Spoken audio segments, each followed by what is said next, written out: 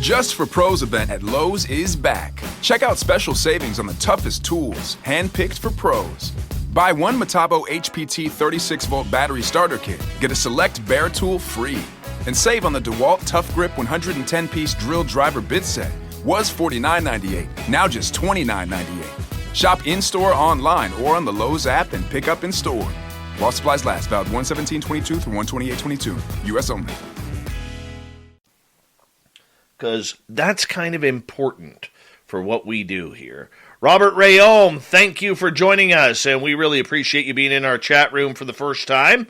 Hope you enjoy. Say hello to everybody. Get comfortable. Mennonite Abe, Bigfoot Anonymous, a.k.a. Connor Flynn. How you doing, buddy? How's the hair? Give us a hair update if you don't mind. We'd appreciate it. All right, we are caught up. Once again, the Super Chat is a wonderful way to support what we do on this show. It's Simon Wales' birthday, everyone. So let's give him a clap.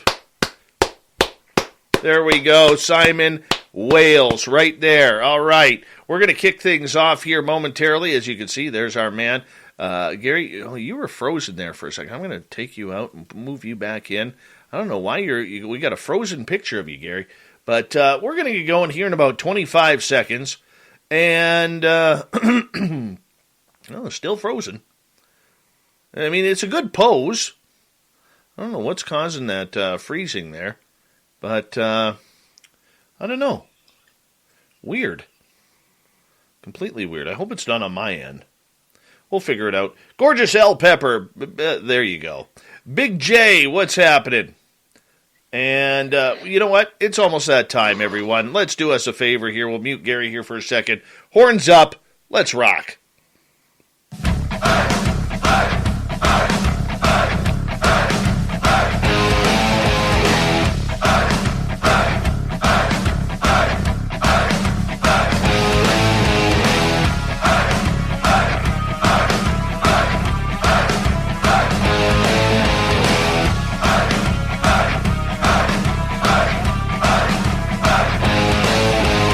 From the mountains of central British Columbia to you listening around the world, this, my friends, is Spaced Out Radio. I am your host, Dave Scott, sitting in the captain's chair of SOR headquarters. We welcome you to tonight's show on our terrestrial affiliates around North America, digitally on TalkStream Live, Revolution Radio, and KPNL. All of our archives are free.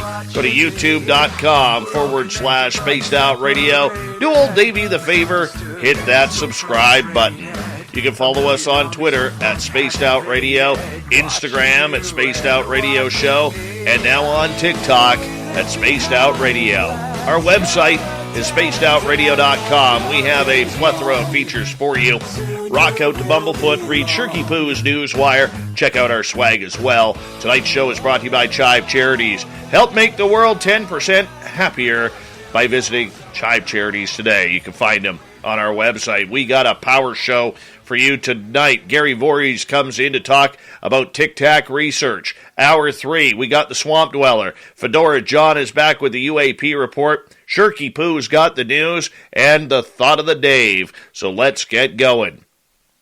Gary Voorhis has a background in mechanical engineering and worked as an electronic and RF technician in the United States Navy. He was a fire controlman and Aegis computer CEC technician in the Navy, but it was the week of the 14th of November, 2004 that changed his life. He was an eyewitness with many others on the USS Nimitz TICTAC events while on the USS Princeton.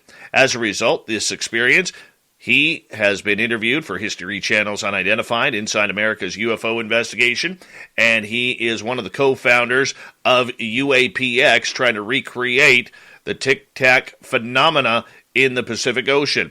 We're glad to have him here. He's a good friend of this show. Gary Voorhis, welcome back to Spaced Out Radio. Hey, thanks for having me back, man. It's very good. And I know you're tired. You know, you got a lot going on. You're on the East Coast, and I'm just a wide-awake West Coaster here, so I'm going to make sure that I do not yawn tonight because you might be out like that. But I appreciate it. Gary, first off, thank you for being a veteran and serving in the United States Navy. I know I'm up here in Canada, but we have a lot of our listeners in the United States and around the world, especially those veterans who tune us in on a nightly basis. So I just wanted to start off by saying thank you very much for your service for all of us in North America. Well, I appreciate that, and vets from all classes and all parts of the world. I know I've served and been over on some of the Canadian ships. They have an excellent Navy and armed forces also.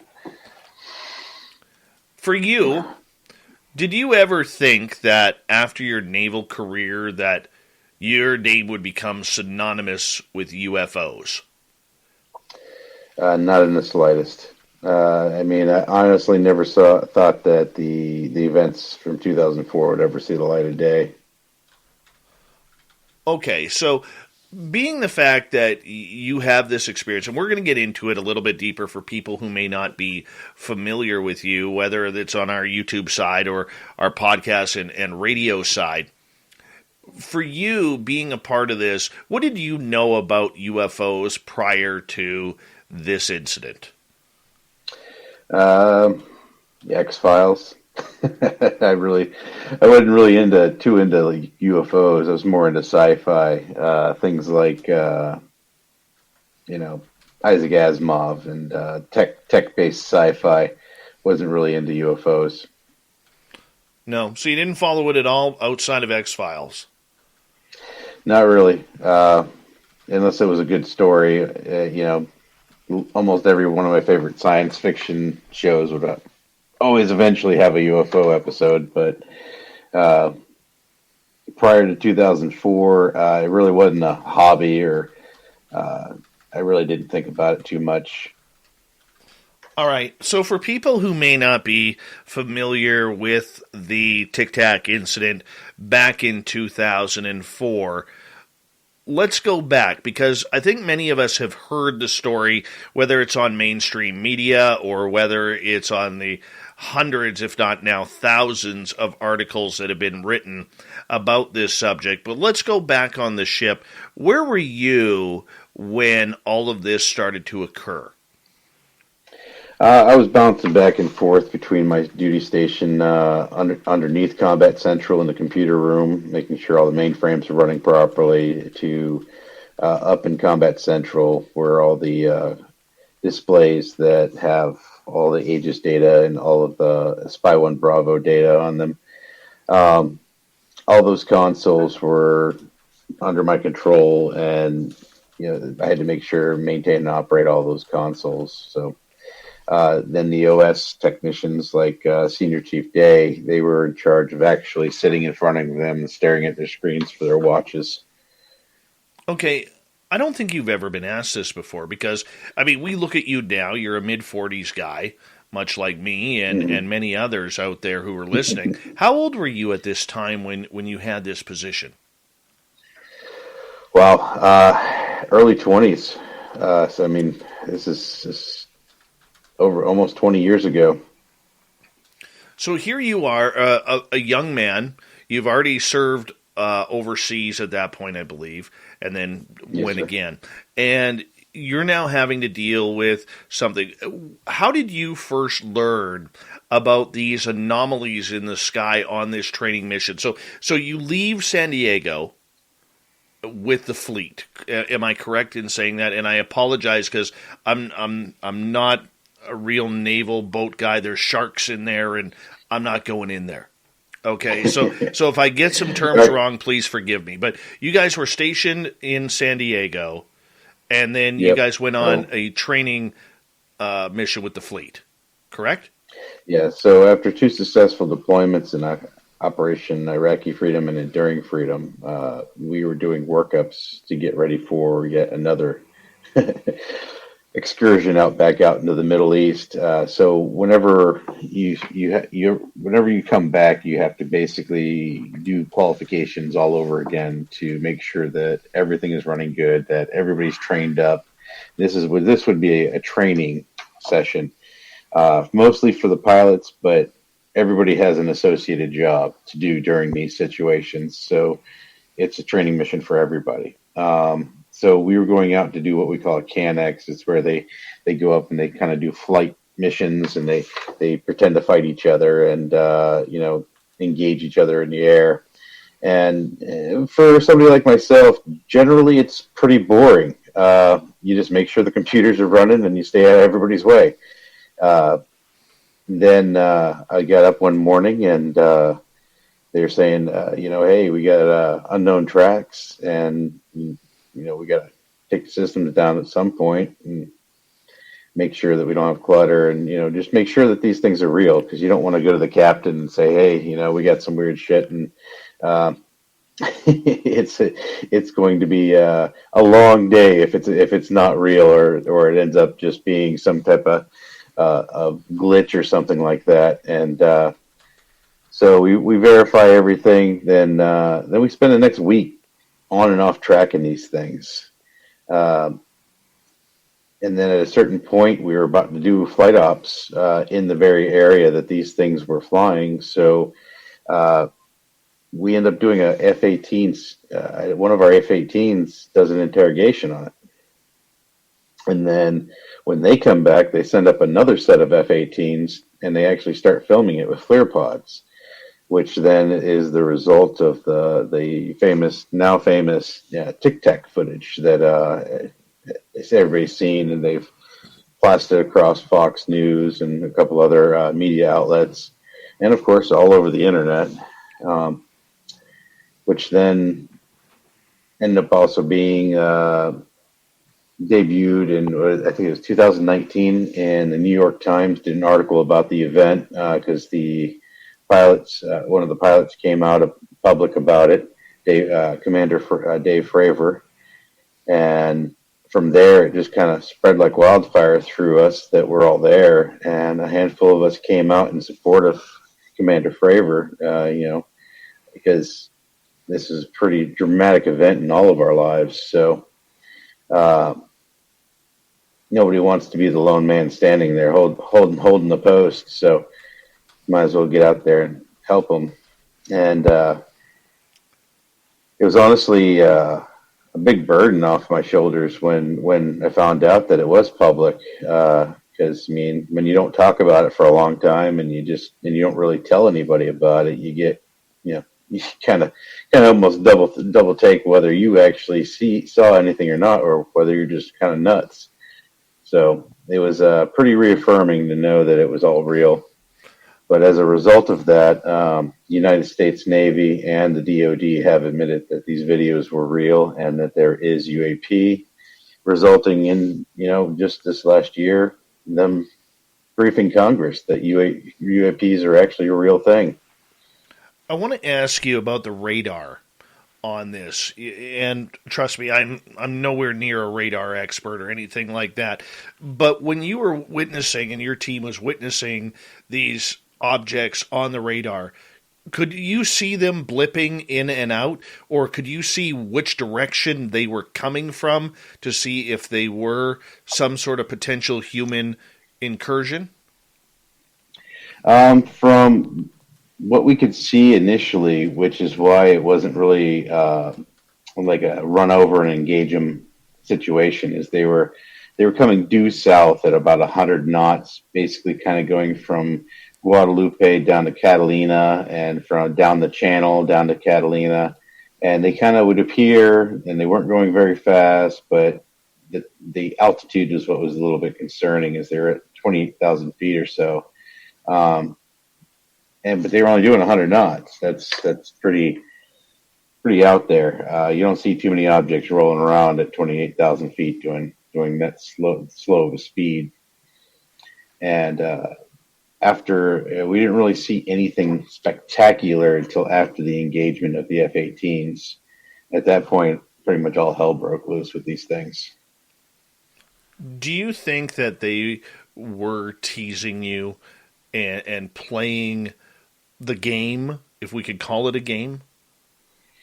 Well, for me, I don't think they were playing at all. I don't even think they were teasing. I think they were just directly reacting to a outside stimulus presented to them. Personally, I don't think these crafts were manned. I think they were AI or some type of drone. And I don't mean a drone from the government, and I have no idea. And I only don't think that it's one of ours because of just the way that it could fly. I mean, it had no flight profile. It had just about zero, a uniform heat signature, no engines, no flight surfaces, no wings, no propellers, and somehow it could stay up in the air. So these things are kind of not conclusive to, anything I know that we have.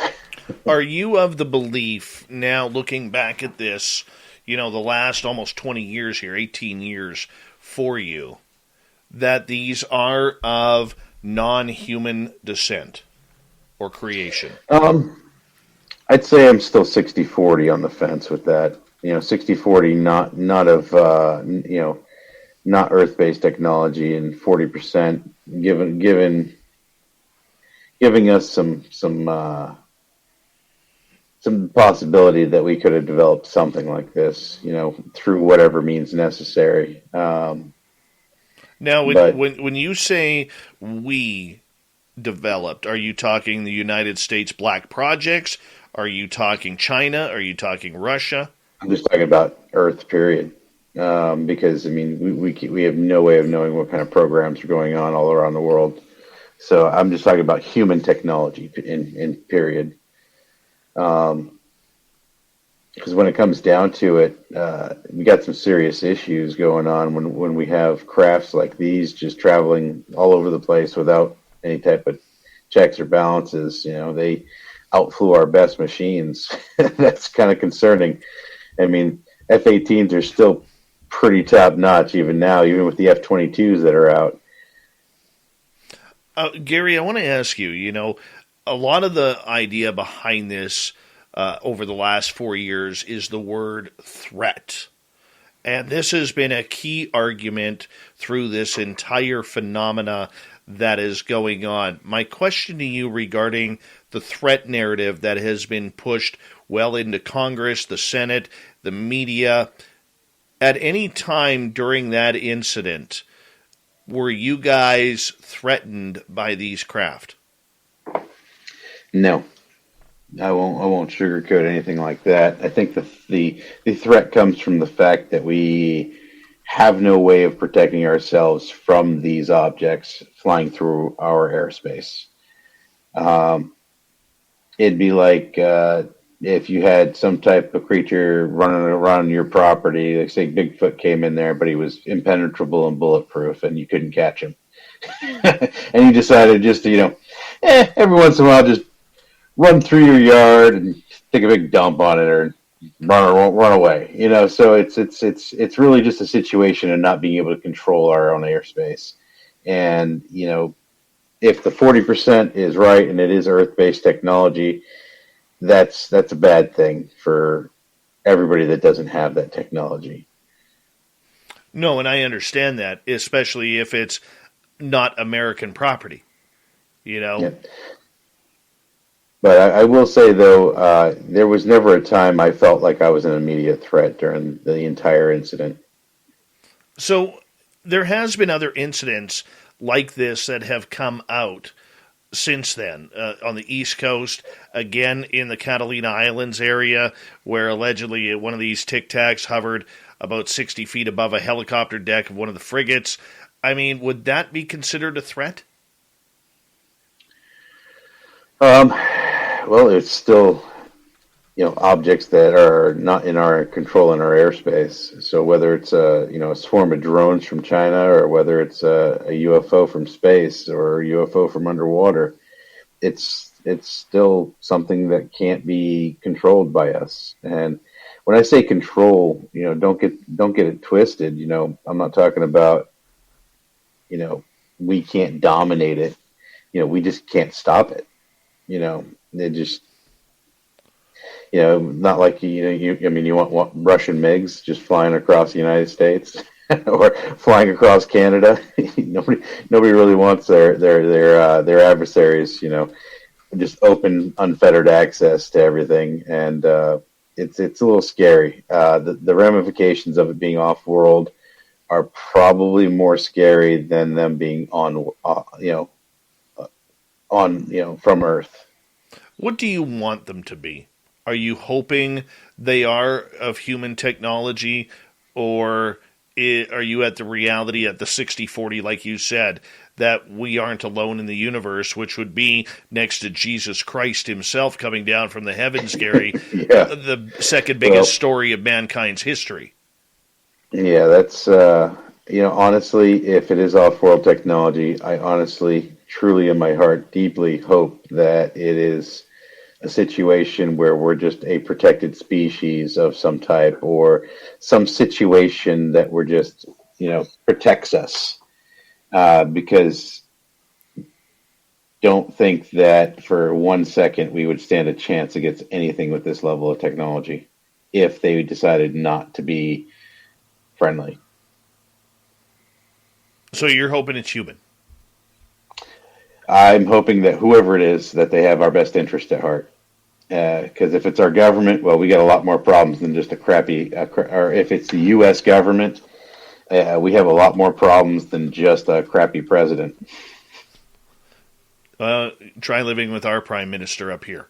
You don't want that. You do I've not heard, want that. That's all I'm saying. So can he tell what day it is? Because if he can tell what day it is, he's already got one up on ours. Well, he can't count. We know that because, there's like 50,000 semi-trucks heading to Ottawa right now, and he counted 12. So, well, it's not good. Yeah. Anyways, moving on from the political side of everything, there was a lot of talk about people getting, when these TICTACs came around, that they were ordered below deck, trying to limit the amount of eyes who could actually see this. Is that how it works in this situation?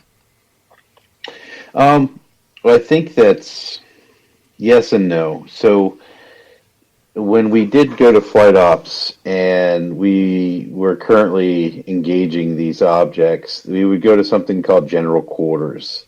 Now, general quarters is a battle stations. It's where you go where you belong on the skin of the ship. All the hatches are batted. Everything is. You could save big when you bundle your home and auto with Progressive, but when we just come out and say it, it feels like it falls a bit flat. So instead, we're going to have someone else say it. Because for some reason, when a random person talks about how great something is in a commercial, it's more believable. I saved with a Progressive home and auto bundle. And there you have it. I mean, I'm not sure why she's more believable than me, but either way, you get the point about the saving. Progressive Casualty Insurance Company and Affiliates. Discount not available in all states or situations.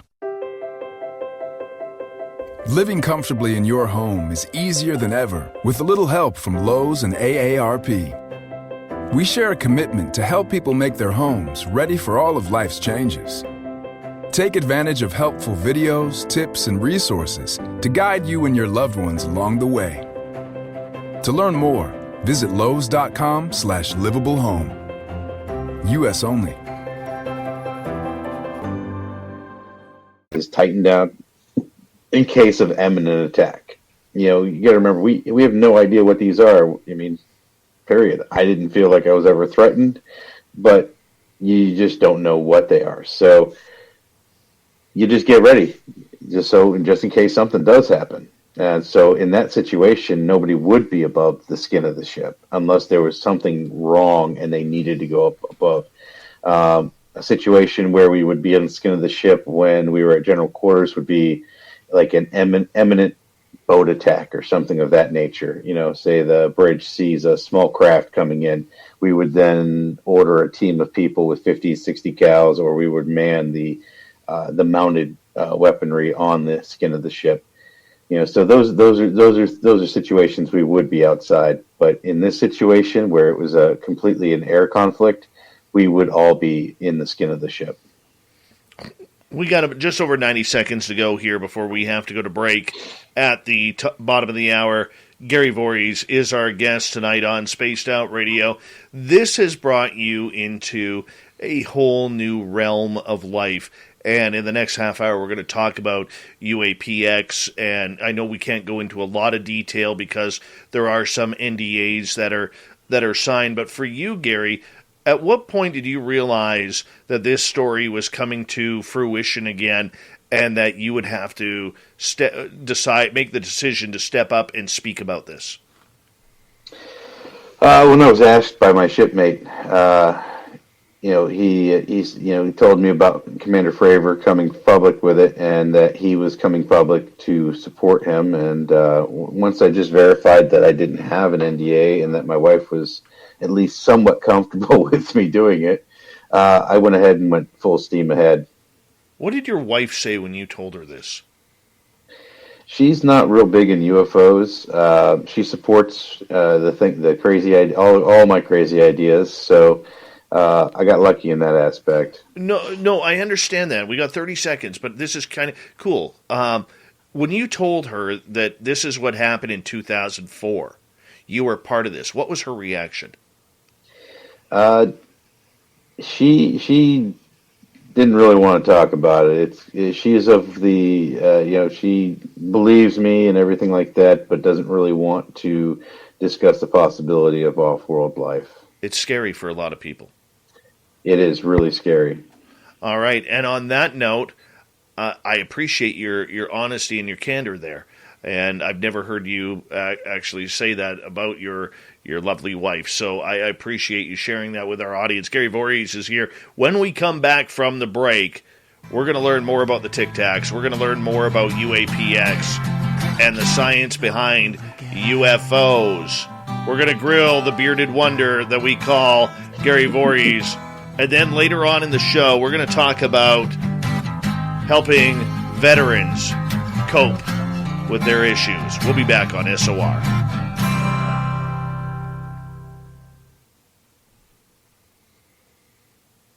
We're clear. All right. Oh, well, you definitely back-to-back tonight. Oh, yeah. You weren't kidding. You keep me awake tonight. Oh, dude, you're on par for some good answers already, man. I just try to answer them as honest as I can, man. It's just how it goes with territory. I figure I just keep doing it that way, and it doesn't really matter how many haters I get. Oh, Michael Fontaine, thank you for your service, bud. Thank you for your service. Love it. Love it. Outstanding. Oh, yeah. Oh, yeah. I got a couple Army vets in at the place I'm at right now. Very cool. A couple of Army Airborne. God bless them. God bless them. All right. We've got some time here. That's a nice golf shirt. Yeah, Jason gave me this. Well, very cool. Very cool. I'm going to get you some SOR swag. Definitely. Remind me to shoot you my address. Yeah, do that. Dave, when do you play the guitar riff intro? Is that you playing? No, that isn't me. That's Mr. Ron Bumblefoot Thal, formerly of Guns N' Roses, currently of Asia and Sons of Apollo. The man, the myth, and the guitar legend, all wrapped into one. It's a beautiful thing. That's awesome. Oh, and I love the new intro. That's the first time I saw the redone one. I don't know how new it is, but I'm digging it. Yeah, that one, Vincent, my video guy, has done a great job on. You know, fantastic job. Yeah, he outdid himself with that.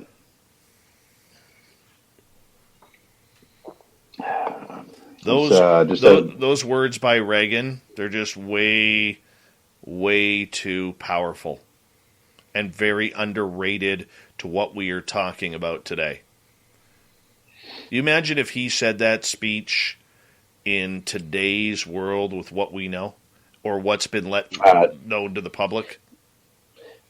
Well, most likely he'd be canceled. Cancel culture. You never know. Yeah, I get irritated with that stuff. Yeah, me too. Me too. One of my best friends growing up was a Nuke MM Sherry. Why Navy? Me? My grandfather was 32 years Navy, senior chief bosun's mate. I grew up on sea stories. Oh, really? Yep. Not me, man. If I would have got in, it would have been Canadian Air Force. We're all combined with the Canadian Armed Forces, where they're not segregated units. But that's where I was going. Yeah, I thought about the Air Force, and I actually went into the recruiting office, but we'll just say the particular attitude of the recruiter at the time was a bit disconcerting to me. So I just, you're right now, I'll just go to the Navy. Don't blame you. Don't blame you. Well, since then, I've met some great Air Force guys, but, that particular guy, he's I don't know where the Air Force got that guy, but I think he was the bottom of their barrel. Mennonite Abe. Dave wants to kiss a megalodon. I want to go find a megalodon tooth in North Carolina. That's what I want to do. Tell you what, go to South Central Florida. I'm trying to think of there's a spot in Florida where you can actually go search for the megalodon teeth. Yeah, there's a place in Florida, and there's a big area in North Carolina as well. And I want to take my son there and go digging for them. Yeah. And when I've brought pretty much every kid in my family down to get shark's teeth over at the beach down in Florida, because you get these little net basket things, and you go down to just where where it first starts dropping off, and you take big baskets full of the sand and silt, and you pull like a handful of shark's teeth out every pull. Wow.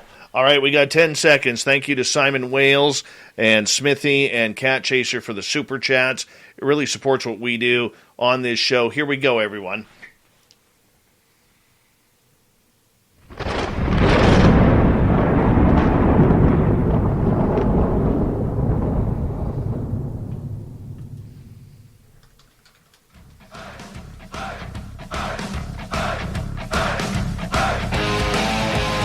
Second half hour of Spaced Out Radio is now underway. My name is Dave Scott. Thank you so much for taking the time to join us. We really do appreciate it. I want to remind you that if you miss portions of this show or others, check out our free archives at youtube.com/Spaced Out Radio. Do me the favor, hit that subscribe button. Our website is spacedoutradio.com. We have a plethora of features for you. Rock out to Bumblefoot, read Shirky Poo's Newswire, check out our swag as well. Follow us on Twitter at Spaced Out Radio, Instagram at Spaced Out Radio Show, and now on TikTok at Spaced Out Radio. We continue on tonight talking TICTACs, USS Nimitz, UFOs, UAPx. One of the co-founders of UAPx. We have Gary Voorhis here on the show, and we appreciate you being here, Gary. Thank you for taking the time with us. Hey, thanks for having me back again. Oh, no problem. No problem indeed. Gary, you explained in the first half hour, and if our listeners missed that, you'll want to go back and check the archives on that one. But going through this, and right before the break I asked how your wife reacted, but for you, when all of a sudden you saw this entire story coming out and playing inside the public eye, where now everybody from every major newspaper and television station around North America, and if not the world, were following this story of these three videos, the Tic Tac, the Gimbal, and the Go Fast, and you're a part of one of that. I mean, at what point did you say, I need to get involved? I know you mentioned that you had to check with your NDAs, but at what point were you convinced that you had to be a part of this for the sake of just letting the public know? Well, when Senior Chief Kevin Day had contacted me, him and Dave Beatty were already working on a project to try to catalog as much information as possible, and try to find other witnesses. Honestly, the only thing I was honestly waiting for is just the blessing from my wife, because I had been thinking about this for so many years. I had, basically just been driving myself mad trying to figure out what these things are by myself, and I was happy that it was, I was relieved. I was happy. It was like an entire weight had been lifted off my shoulders. Like when coming out public about it, it's kind of like, see, guys, you can talk about it now. I wanted to make sure everybody, so else could feel that same way. And even if they had to vicariously live through me, that was fine. As long as it was out and that it was public and that we weren't all nuts. Was it a good point of mental clarification? It definitely was. When a publication like the New York Times comes out with something like this, it's vindication. This isn't the Sun magazine here in the States, or a tabloid magazine, where it's, baby with 5 heads born, and then, oh yeah, and a Tic Tac. This is a mainstream publication, so it was honestly a little overwhelming that such a prestigious paper would even do an article like this. So that just shows you how serious the situation became, and how credible it ended up being. So then the vindication itself was everything. That's it. It was everything, just being vindicated. It's not just you got too many drinks in me story anymore. Oh, I hear you. I hear you with that. Okay, so let's continue on here, because after this incident and after the play, you, if my timeline is correct, you and Kevin Day, who has admitted to suffering PTSD from this event and everything that's gone on, and we'll get into a lot of PTSD stuff later, started the UAPx. Prior to that, and even until this day, you guys continue to be attacked by a lot of people in the UFO world regarding the credibility of these videos, of the fact that you didn't see them with your own eyes, you were just looking at blips on a computer screen. I mean, how have you handled the critics who say, you didn't see what you saw, there's no way this exists, you just want your 15 minutes of fame, so on and so forth? Yeah, tough. I did see it with my own eyes. I saw the entire video. I saw the better video that you never got to see. I got the 10-minute video that, it basically was the same video, but you also got to see it turn. You got to see a side view of it. It still didn't have a very clear defined where you could see the little legs that Fravor was talking about, but you see dark spots where those were. It was twice the resolution of the Tic Tac video. So I'd say that I can stand as a witness to what happened that day. Are you surprised that there has been as much high criticism from people in and around the UFO world? No. Why wouldn't there be? I mean, this is an extraordinary thing. It's something that, unless you personally witnessed it, it's just like, how I deal with any phenomenon that I've not witnessed. I'm try to be very polite to anybody, but I'm a skeptic to just about everything until I personally witness it. Do I think things are highly probable? Yes or no? It all depends. It depends on the person, depends on the situation, and I'm not surprised that this scares the shit out of people, because if this is real, it means that a lot of things that you may think are not true.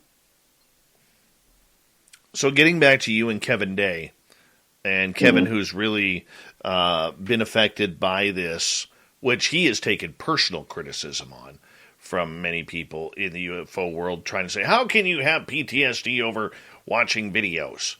You know, you started UAPx. Why? Both of you. Because we wanted the answers. We were denied the radar data. We were denied, any of the longer footage. We've been denied, any collaborative footage other than that small TICTAC video. And since we couldn't get it from the government, we decided to go get it ourselves. Started as a pipe dream, then, now it actually is a reality. So it didn't even occur to us that we couldn't do this. That this just seemed to be the next natural step in the evolution of us. And as for PTSD from seeing a video, if you see a video that shouldn't be in existence and do things that shouldn't be able to be done, it kind of breaks your psyche. Sorry to tell people.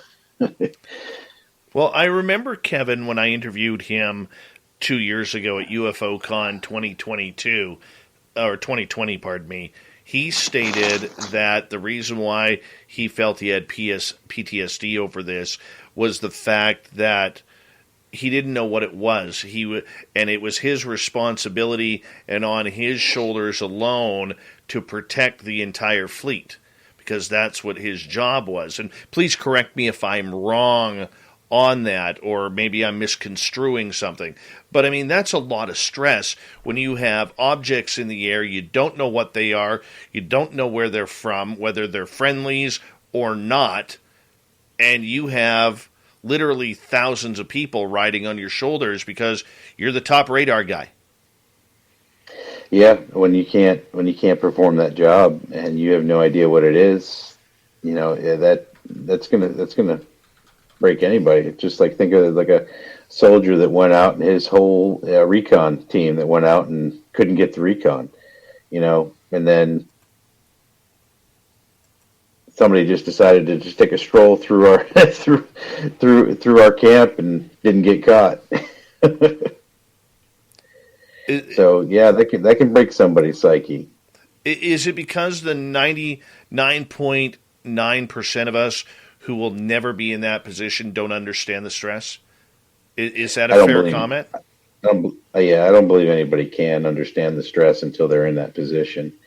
And it's not even just the stress of the fact that he couldn't identify the object. It was a stress that the fact that this object couldn't be stopped, it couldn't be identified, it outflew our jets, and basically in the same respect, it's his job to control the airspace. In that day, that airspace could not be controlled. And then you see the video of it. I mean, there's no way in hell you can be right after that. I hear you. All right. So why start UAPx? But like just like we've always said, we got to find answers. We got to get our own data. If hell or high water, we'll figure out what, at least as much as we can about this stuff. We're going to keep growing the company, keep growing our capabilities, and we're going to find out what exactly these things are: friend, foe, on-world, off-world. Basically, this is something I can tell you. If this company ever folds up, it's on World Tech, because that would mean that we got too close and they shut us down. So, in that case, I think it would be a safe assumption that it was the government. But that would be a situation where they knock on my door and they say, "Mr. Voorhis, it would be in your family's best interest for you to shut down UAPx." At that point, I would absolutely resign. Well, I mean, you just can't fight the government. That's just. Oh, hey, I can fully tell you, Gary, if the Canadian government came up to me and said, "We will pay you X amount of dollars to shut down your radio show because we're tired of hearing the pressure that you're putting on us to talk about this subject, and here's a check, and it pays off my mortgage and my kids, a little bit," I'm gone. I make no bones about that. I don't mind saying. Yeah, I don't either. I doubt that they would pay me. I think they would just threaten me. Yeah, well, different position, right? But I mean, and I'm not even saying that gently. They came to me and said, "Hey, we'll shut you down, and here's a check for you to go away." Oh boy. Until then, my vets and the scientists that all have volunteered their time for this project, we're going to keep plugging away. I mean, that's a lot of the reason why after this interview with you, we're going to go dark for a while so we can focus on our research. We have so much to do that, honestly, the Progressive Snapshot can save you money based on how you drive and how much you drive. So the safer you drive, the more money you could save. Now, if you didn't hear that because you were looking at your phone while driving, let me say it again. Seriously, put down your phone. That is so unsafe. If you didn't do stuff like use your phone while driving, you could save money with Progressive Snapshot. But saving or not, just put it down. And if you did hear it the first time because you weren't looking at your phone, nice work. You'd love Snapshot from Progressive because it rewards safe drivers. Progressive Casualty Insurance Company and Affiliates. Snapshot not available in California and North Carolina or from all agents. The Just for Pros event at Lowe's is back. Check out special savings on the toughest tools, handpicked for pros. Buy one Metabo HPT 36-volt battery starter kit. Get a select bare tool free. And save on the DeWalt Tough Grip 110-piece drill driver bit set. Was $49.98, now just $29.98. Shop in-store, online, or on the Lowe's app and pick up in-store. While supplies last, valid 1/17/22 through 1/28/22. U.S. only. The social media and the interviews and these things are just they're a distraction right now. The distraction how? Well, the more we're in the media, the more we can stick our foot in our mouths, the better, the worse off we could be. So I think we all, as a team, we decided that it was just best for us just to focus on the company, grow the company, do our research, get some white papers out there for publication, do the things that we're promising to do so that we can be successful. And I think that in the long run, that's going to be better for our community. In the last number of months with UAPx, you guys, made no bones about it. You guys did go out into the Catalina Island area, and I do realize that there is a lot you cannot say regarding that due to specific NDAs with media companies and other companies and whatever. And I'm more than willing to respect that. But what was it like for you going back out there to try and recreate that scene? Honestly, it was the best thing that had ever happened to me. I felt I finally was doing what I was meant to do on this planet. Leading the team of guys in the expedition and the camaraderie, the way that we were able to work together, it was honestly the closest thing to magic that I've ever experienced in my entire life. I knew from then on that this is what I want to do for the rest of my life. Was that just being back on the sea, or was that just the entire intention of the project? It was the team doing the actual research, collecting the data. That was where it was at. I unfortunately still have to be very vague because it would get into details of the movie. So, we're not even really allowed to talk about the movie anymore. They're kind of getting down to the nitty gritty now, and they're putting us on lockdown with this NDA. But it was an amazing experience that I can't wait to go out and do again. For you, I mean, a project like this never goes without some sort of controversy, and with all due respect, I do have to ask a couple questions regarding this. I mean, you parted ways with a few people over the last number of months regarding differing opinions and everything. I mean, how has that affected what you guys have done? Because some of it was very public. Well, the stuff that was very public, that was initiated by me. I particularly had a very, very, very strong distaste for a particular person that was in our company. And I didn't agree with actions that he did. And from then on, I then went to the rest of the company and they agreed and we removed him. And then there was another situation where people come and go. You just got to keep moving forward. It's a company like any other. We're going to have people come. We're going to have people go. We're going to take hits. We're going to not take hits. We're going to, that's just how it is. Okay. You've also taken a lot of criticism about teammates that you do have on their online persona. Have you nipped that in the butt? As best as I can. He's still an asshole. Excuse me if I can't say that, but he'll know exactly who I'm talking about. And you know what? He has done better, but he's always going to be opinionated. He works very hard for my company. He has probably done, singly, he has done an amazing job in a lot of the things that we need him to do. And I can't go into details just because it's intercompany stuff, but he works his butt off for us. He is a good person. And if anybody even gave him half a shake to decide to sit down and talk to him in a non-hostile situation, they would see that too. Okay, one of the things that you did lose this year was one of your major tech guys, and I apologize, his name is off the top of my head right now. But I mean, how do you bounce back from somebody who was allowing you to use literally hundreds of thousands of dollars worth of equipment in order to, regain what you have to do? If all of a sudden, say, A&E calls up or Discovery Channel calls up and says, we want this on a frequent basis. You just go out and get new equipment.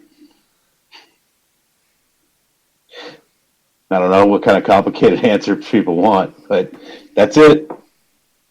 Business goes on. It was a hit. You move on. You do the best you can. You get new equipment. That's all you can do. As simple as that. Yep. There's no big thing about it.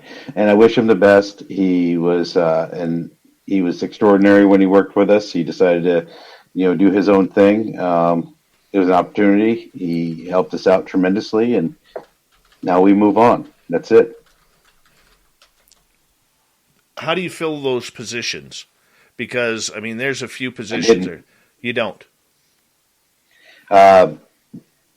The board of directors that's acting now is going to be the only active members of UAPx. From now on, we decided that instead of just, bringing a crap load of people on, that we bring people on with special skills as consultants. If they end up being invaluable at a certain point, then we probably might vote them on the team. But we're just going to keep the team small and just, ask the community for things that we need. We're going to, if we need a particular type of analyst or a particular type of scientist, we're just going to put out that we're looking for a volunteer for that. And if we get one, cool. If we don't, I'll just learn the damn thing. Okay, and you know what? I mean, I admire your attitude regarding that, because social media can be crass, it can be rude. I've had shots fired at myself. Friends of mine have had shots fired at them, and it's not a fun place. So basically, what you're doing is, if I read this correct, with UAPx is right now you're keeping the team small, circling the wagons, waiting for the opportunities to arise when you can go public. Now, when do you plan on going public with the UAPx findings from your trek back into the Pacific? Once those findings are finished being finded. We got a lot of data to go through still. We've got some really good stuff right now that we are currently writing up, but that's just a small amount of the data that we've gone through. Not saying that, we could go through everything else we have and have nothing, but I have a feeling that that's not going to be the case. So as we get stuff, we will be releasing it. So as we release a white paper, we'll definitely have a, full write-up about it. We will provide that data to people. We will be providing it for other people to peer review those particular things. And then as we find it and analyze it, you're going to get it. So once we're out from underneath the NDA and the whole situation is wide out in the open, and we can be more candid about the things that we are doing, we will be. You know, the one good thing about our company is we really don't have anything to hide. We won't go into people's personal business or personal workings of the company itself or interpersonal relationships. But honestly, that's just how businesses are. I don't expect you to tell me about, you know, the sound guy you fired 2 years ago. So, you know, that's kind of how it goes. I don't know if there was a sound guy fired. Sorry if there was. That was a hypothetical. So, but, you know, the background is just the background. It's what we produce that's going to be important. And it's going to be a long trip, and it's going to be a good trip, and we're all going to go to do it together. We're going to need a lot of help. The kind of money that we're going to do for expeditions, unfortunately, doesn't come from Twitter, but the kind of money that does run our everyday operation does come from Twitter and people that support us. So in that respect, you know, we may not be doing any more interviews, but we will still provide, you know, I still will be available on Twitter. We have a Discord channel, you know, so we're still going to make ourselves available to the public to talk to. The scientists that you have involved with this project, how important is it for you guys to have those key members dissect and decipher the information for peer review, as we got about 40 seconds left? Well, it's very important because eventually I want to sit in the auditorium while they get their Nobel Prize. So it's very important to me because I really want to make sure that their reputations stay intact as very well-respected professors. All right, my friend, I'm going to get you to hold on right there as we are going to go to break here at the top of the hour, as we have our good friend Gary Voorhis here on Spaced Out Radio, UAPx, UAPs, and so much more when we get into hour two. We're going to get into the experiences, what it's like to go through this process. There's a lot he can't say due to NDA, but I think we'll be A-OK with the questions we will ask this proud veteran when we come back on the mighty SOR.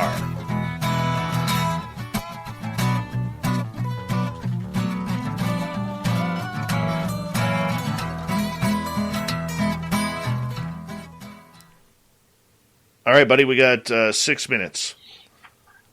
All right. 1 hour down. Hey, I made it through one. We'll get you through the next one. Only for you, brother. Only for you. Appreciate that. It was bad, Mennonite Abe. It was terrible. It was terrible. What is it? My rhyming. Apparently, Mennonite Abe does not like rhyming.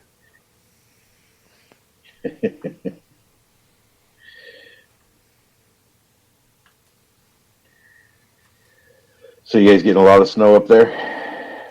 Yes. Yeah, I guess there's supposed to be a nor'easter coming in right where I'm at now. I really don't need any more snow. I'm just hoping that the storm holds up long enough for me to fly home on Friday. No kidding. Oh, I miss my family so much, dude. It's been 2 weeks, and I'm ready to be home now. I don't blame you.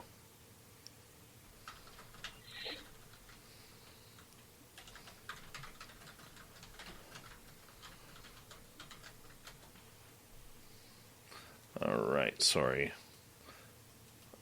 All the time during the break, all of a sudden I'm imploded with messages from listeners.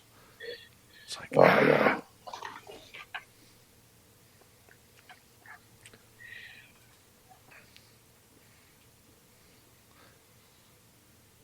Well, hopefully, I'm answering things better than most people thought. But I'm sure it's still not good enough because I know.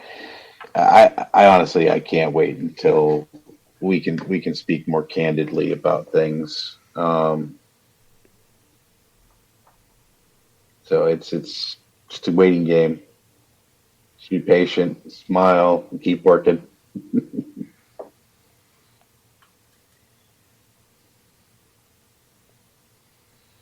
But I am full time doing UAPx now, though. I don't work a day job anymore. Oh, really?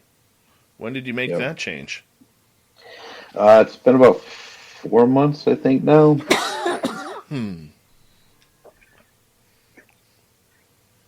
Mostly I got let go from my company, so made the jump easy. Yeah. Been there, done that. Yep. No longer a cable guy. Guess we just got too old and a little too ornery.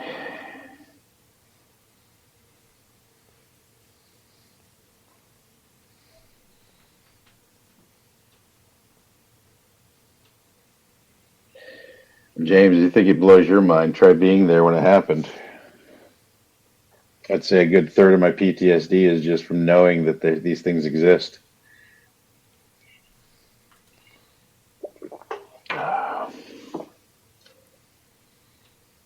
I like UAPx. I like the way it sounds, and it's actually UAP Expeditions, Michael. Is Michael W. Hall still involved? Oh, yeah. Yeah, he's still kicking around. Love Michael. He's a character, man.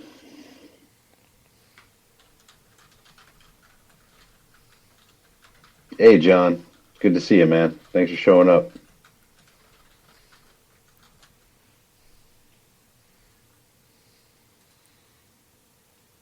Yeah, I saw an aircraft that could do around Mach 25 with no wings.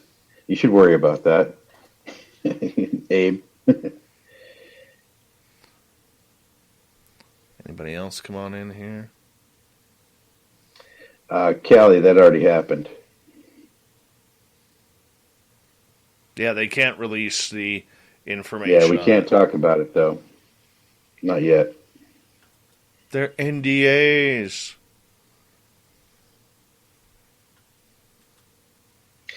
Oh, and I know a big question I definitely get a lot, and that'll be for the internet only guys here. How long until we go back on? We got 2 minutes.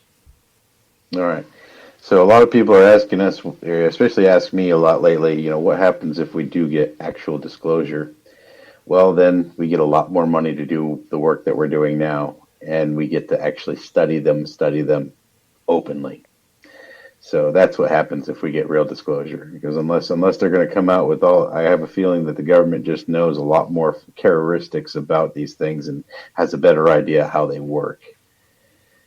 Other than that, I have a feeling that they don't know a whole lot, at least not the surface government that we all know.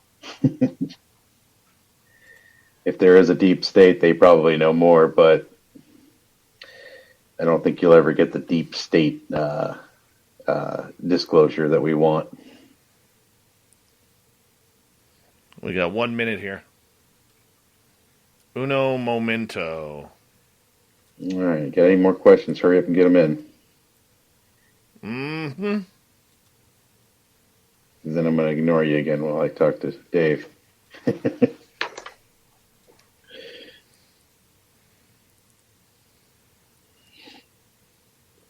Nope, doesn't mean never. It just means I signed something that said I wouldn't do something until a certain time. Hi, Nikki in Seattle. How are you? Big thank you to Cat Chaser, Smithy, Simon, Michael, and Dry Toast, the best name in YouTube for the just best name of YouTube. Fuck it. And appreciate the super chats, everyone. And we're going to kick off the second hour of Spaced Out Radio coming up here. Like 5 seconds. 4 now. Polo, if that's true, that'd be really fucking cool.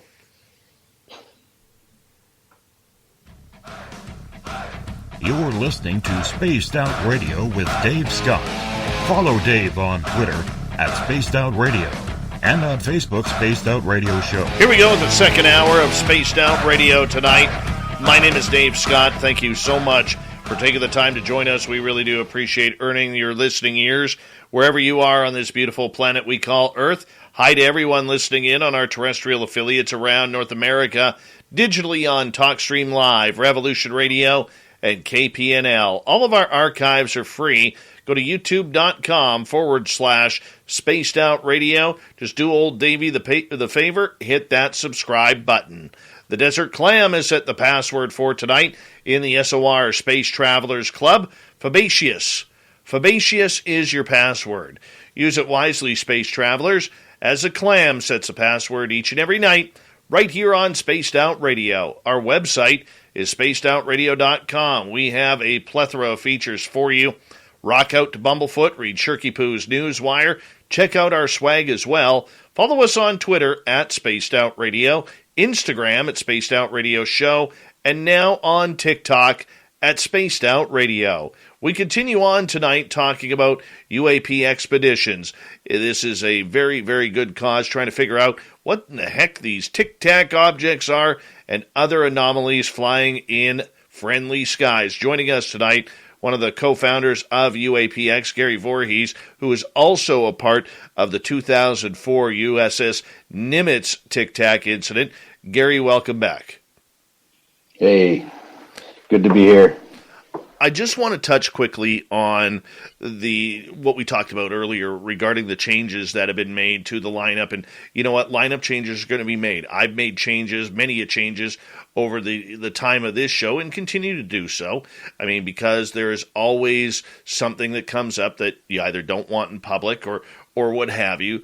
You know, for you in general, the way this has played out over the last number of months, have you ever thought of just, stepping back and saying, man, I don't want to do this anymore? Yes, absolutely. To be in charge sucks sometimes. There's we've gotten down there and not known where the next dollar was coming from, or there were so many things going on that I just, it was too hard to process. And then I'd sit back and say, man, I probably should just stop putting my family through this. I should stop this is a lot of stress for not a lot in return. I should probably just resign. Just let these guys do what they want. And, I'd be a liar if I said I never thought that. And, even the guys, if they're watching this, are probably going to be like, what? But it's stressful, Kevin was running this ship for a while. Kevin had to step down due to health issues.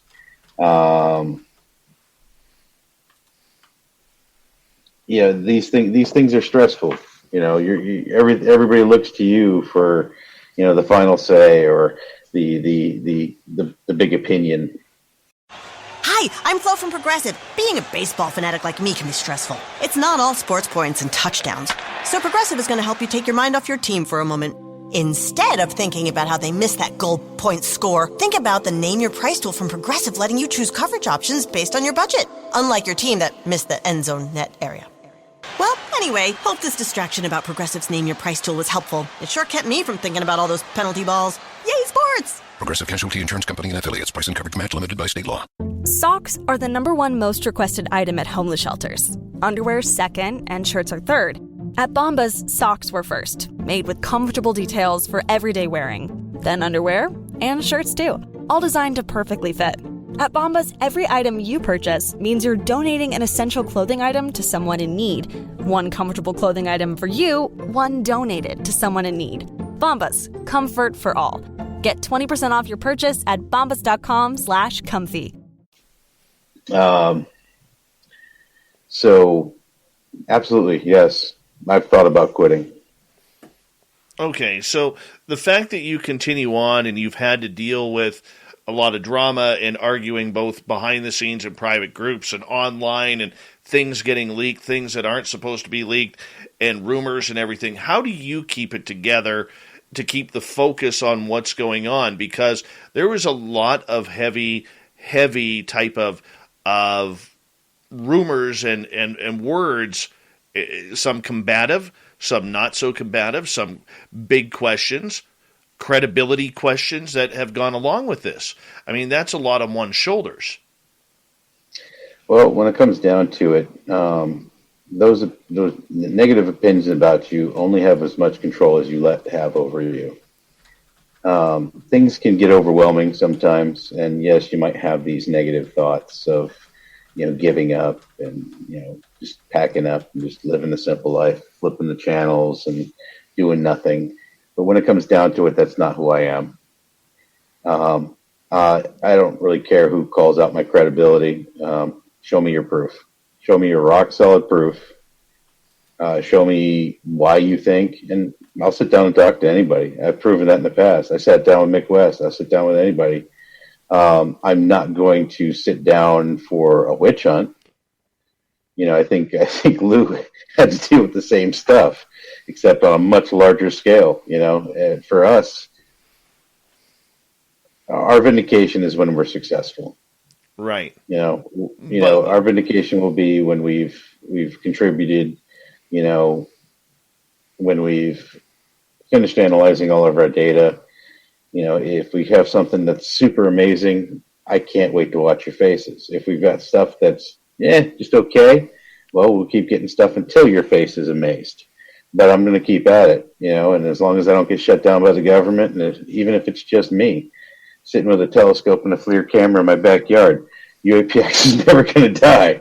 So as long as, like I said, as long as I'm not shut down by the government, this will just keep going. I don't care about.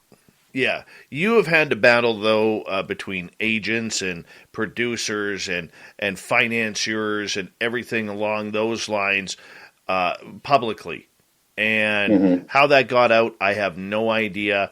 I know there's been other shows that have questioned a lot of the integrity that kind of goes along with this.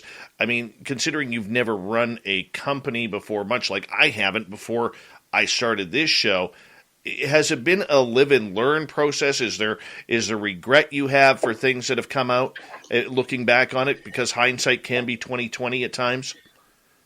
Yeah, I mean, I'll be honest with you. If I did get some of that 2020 foresight, I probably should have trusted my gut a little bit more and made changes quicker. I think that would have saved a lot of anguish in the future.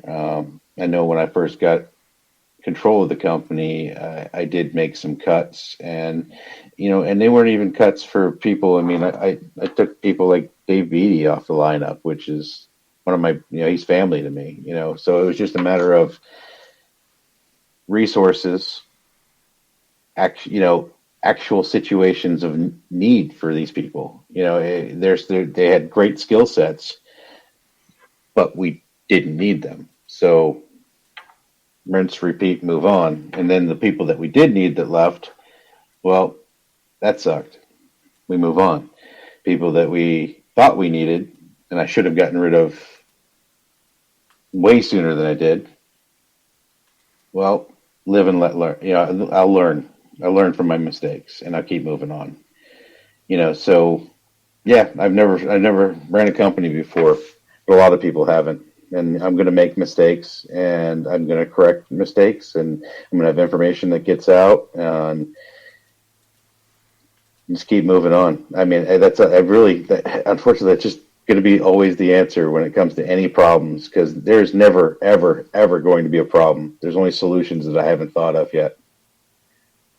Okay, I want to move on because I know we are running out of time here in regards to a lot more I need to ask you in the next 45 minutes. You brought up Lou Elizondo's name and the pressure and everything that he has being, to quote, end quote, the face of the franchise, so to speak, regarding ufology, which, there's been a lot of questions about Lou's credibility, his position as a spy, his position as someone who is an interrogator by trade, somebody who has been a war hero, a patriot. I mean, there's a lot of love and there's a lot of hate for the man. I mean, I know you've talked with him and had conversations about what's gone on. And did you know Lou before he became public? Only in the respect that, when he was with Stars to the Stars Academy, and when he was doing the first season of Unidentified. I had spoken to him on the phone, and he's the one that called me to ask me if I wanted to be on the show. And then Chris Mellon came out and interviewed me, and then I speak to him on occasion. He has never done me wrong, and his information's always seemed pretty valid to me. I've got no problem with him. He's working towards regardless of what he is, he's made it very clear he still works government contracted. I don't think he's been. I thought he was being pretty transparent.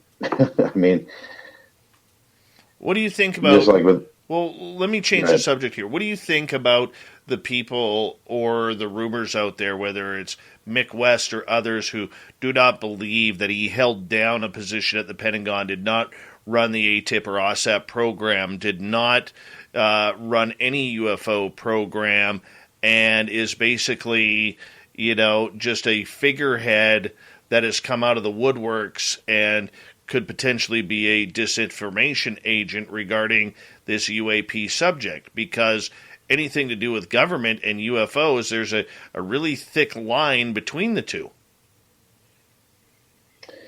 Yeah, I think it's hard to prove it one way or another. And you know me from everything else. I'm not going to sling any mud where I don't need to, and I personally think that the man has good intentions and is trying to drive this at least in the direction that we want to. So I say hang on and enjoy the ride for now. If it comes up later on that he was a disinformation agent, well, how are you going to find out? How are you really going to know? Just because somebody's opinion? When it comes down, I think the only thing that really was up for debate is whether there was two different ATIPs, whether there was like a boys club ATIP that he was in charge of, and then, the one that was being funded. I don't know enough about that really to have an educated answer about it. Mm-hmm. Okay, so him being the face of the franchise, taking a lot of the heat that has become the UFO world, do you think it's fair what he has gone through? You were kind of doing the same thing, Gary, but on a much lesser scale, persona-wise. Yeah. Yeah, he, if he's dead nuts exactly who he says he is and everything like that, which I don't have any reason to believe he's not. The man's taking a lot of crap for us. So no matter what, you should give him a little respect for just being able to take all that crap and continue on doing what he's doing. So with that respect, I salute him. Keep doing what you're doing. Keep paving the way for guys like me. If that paves me as the next insider, I don't really care. Opinions are like, what? Everybody's got one. It happens. It really does. Let's get to some audience questions here. Magician right. Joshua is asking, he says, first off, thank you for your service. Lieutenant Ryan Graves said at first TICTACs seemed oblivious. Later there was a near miss. What do you think the thoughts on their change of behavior was? I think they were directly reacting to the officers flying towards them. So they're flying in to investigate these things, and these things are then reacting to them. They seem they seem to basically mirror their flights at first, and then go off and do what they want.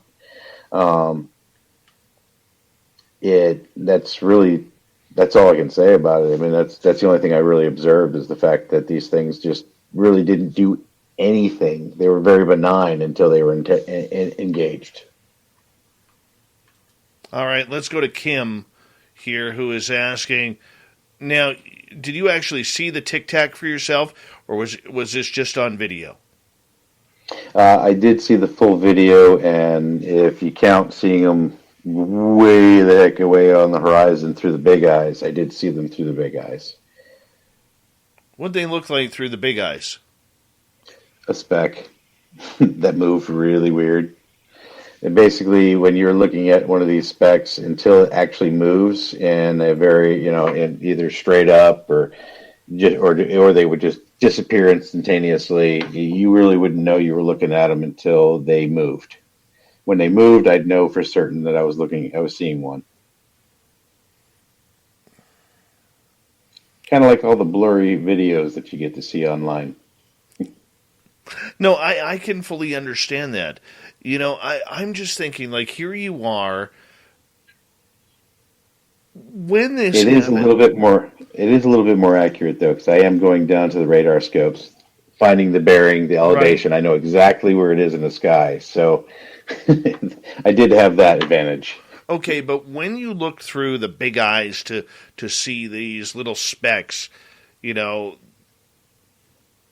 were you guys, when these started coming in, almost put into a battle-ready position or any type of security that was called on? I apologize. I don't know the wording.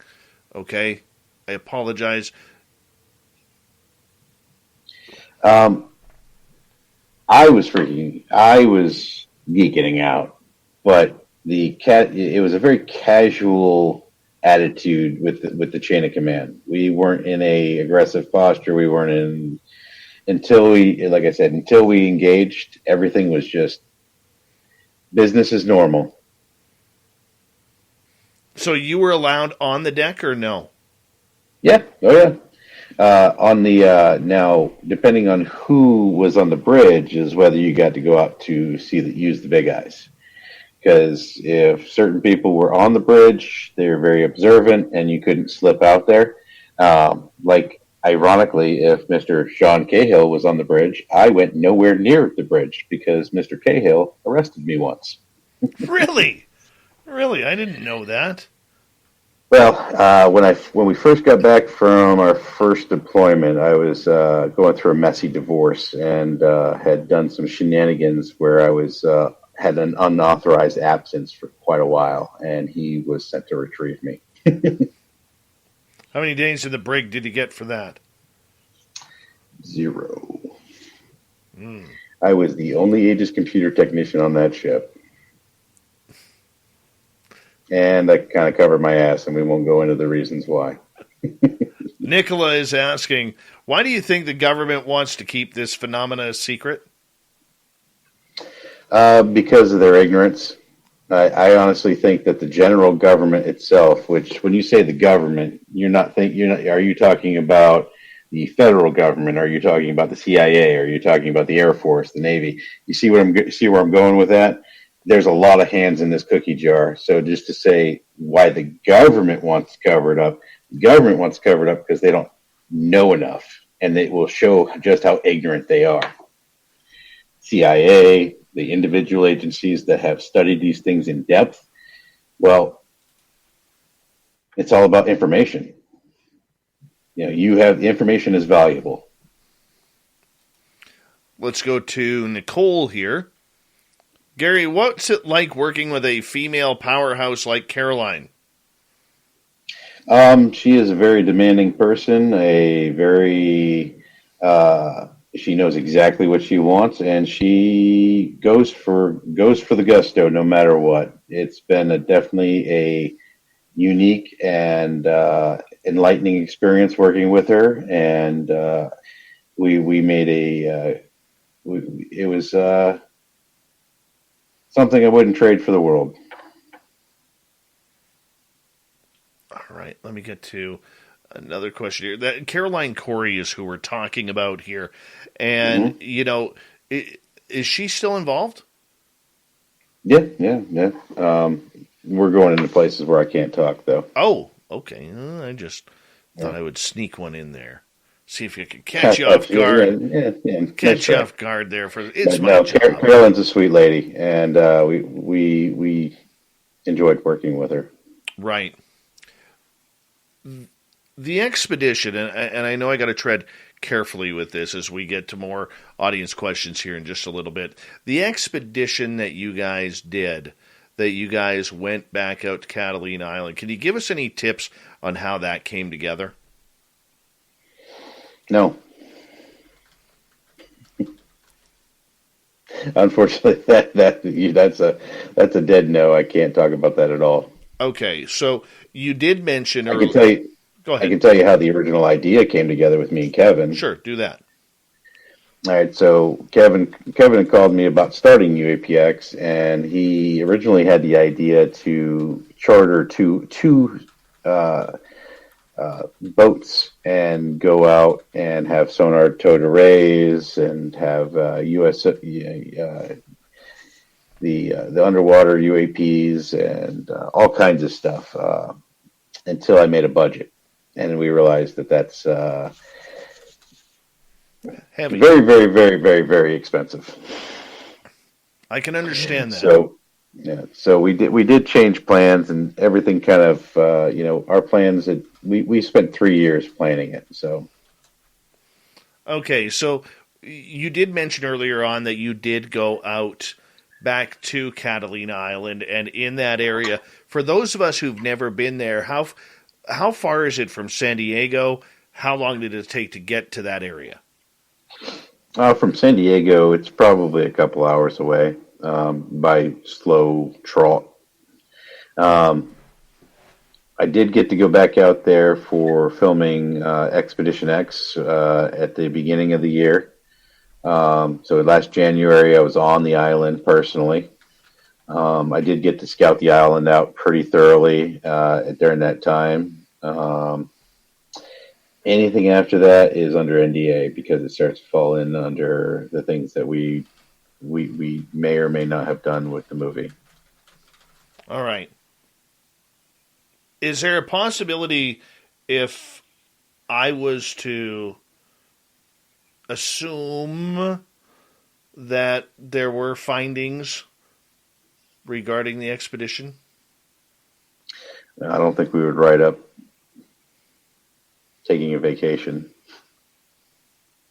We got 1 minute to go here before we got to go to break. At the bottom of the hour, Gary Voorhis is our guest tonight on Spaced Out Radio. Topic of change here. Your own experiences after this happened. Have you seen more UFOs? Yes. Is that something you're comfortable in discussing? I unfortunately can't because it was under another project and I never expected to see it, but I did. And this was the first up close and personal, not through a telescope, not through a radar, not on video, but I will say it was amazing. And it did look just like the Tic Tac, but round. Interesting. Yeah, and it may be just the angle I saw it at. It looked round, and it could have been a Tic Tac. I'm hoping, but I mean, it had the same coloring, same texture, the way that the Tic Tac glowed from the inside out, and seemed kind of like a universal. Seemed metallic, but not. I mean, it was amazing. All right, let's hold it right there. We got Gary Voorhis for another 30 minutes here on Spaced Out Radio, continuing the UFO UAP talk. Spaced Out Radio continues right after this, so sit back, relax, enjoy, because we will be right back.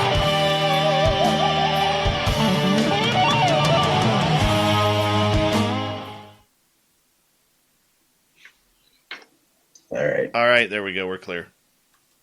All right, Kim, no, I've never seen a being other than the things that are on our planet. Calliope, if Gary could say, does this mean Gary didn't see a Tic Tac on the UAPX Catalina trip? I don't think he can say anything to do with that right now. No, I can't. Greg, trying to go back. Greg is asking, why did it take a few days to engage? You'd have to ask my superior officers. To be dead honest with you, I was E4 at the time, which basically means I was not in charge of anything other than the computers and running stuff. I had no operational pull. I was not very important when it came to chain of command, and you would have to ask my captain. Has he ever come? Has your captain ever come out publicly on this? Nope. According to him, nothing ever happened. He went that way, eh? Yep. Yeah, he wanted nothing to do with this. He didn't really want to do anything even when we were there. Is he pissed that all of you have come out? I don't think he cares. I'm pretty sure he's just in a cushy job somewhere at this point. So I think he's just all right. Stryber said in an interview, military people who interact with UFOs sometimes have their family members start having experiences. Did that happen to me? Not that I know of. A lot of my family is kind of crazy anyways, so I'm not sure I'd believe them. Yeah. Then let's see. Do you believe in underwater alien bases? I think it is highly plausible, but if they're not bases, then they would be refueling depots for hydrogen-based.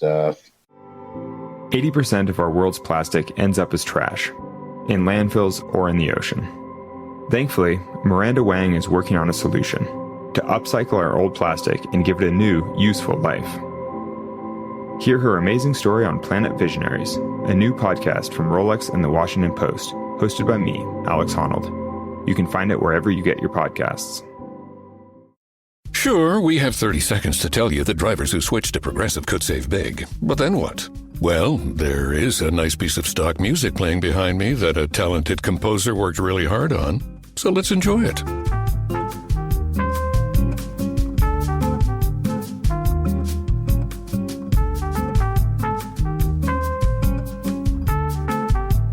Wow, almost overshadows the saving big when you switch to Progressive part. Progressive Casualty Insurance Company and Affiliates. Some type of cold fusion.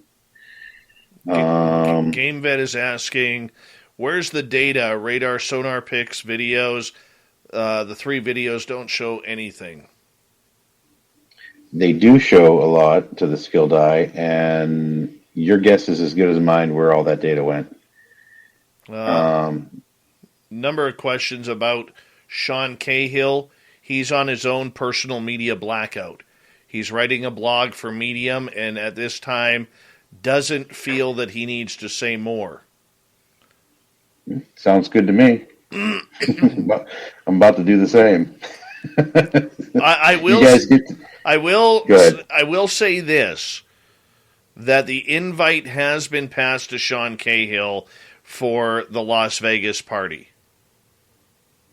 And he's going to try and make it. He wants to be there. So I don't know if he's going to be able to make it. I'm hoping he will make it. Fingers crossed that we could get Sean Cahill back in front of SOR soon. Nah, he's good people, but you got to remember the public. Yeah, and especially UFO Twitter and everything like that. It gets to be too much sometimes, and you just got to pull back and do your thing for a while, and then come back reinvigorated. I have no idea. I've spent a lot of time away from the family this year already. I know that's in April. As a matter of fact, my birthday is the 25th of April. So if anybody wants to give me a gift, no.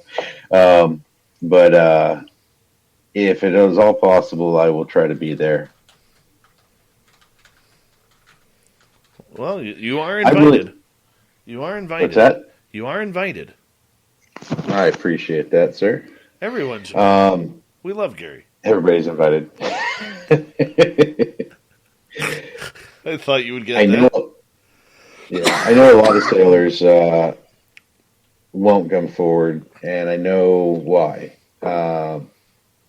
There's still too much of a stigma left on it. A lot of people either have their own businesses, a lot of people are still working for the government, and some of them are still actually active duty. So, but I hope in my heart that some more come out. I really thought, after your incident, many other incidents that became public, I really thought that we would see the floodgates really open Well, I mean, look at what we've got in just the last 5 years, though. I mean, compared to what we got for 70 years, that is kind of like the floodgates. I mean, we've literally have Congress being briefed about UAP. I mean, that's amazing. I mean, no matter what anybody says, that's absolutely amazing. Even if they're just giving bullshit, it's still, they admit they're real. That's big. Trust me, I know that. All right, man, we got like 10 seconds left. Thank you to Magician, Michael, Cat Chaser, Smithy, Simon, Michael again, and Dry Toast for the Super Chats. Here we go with the final half hour with Gary here, guys.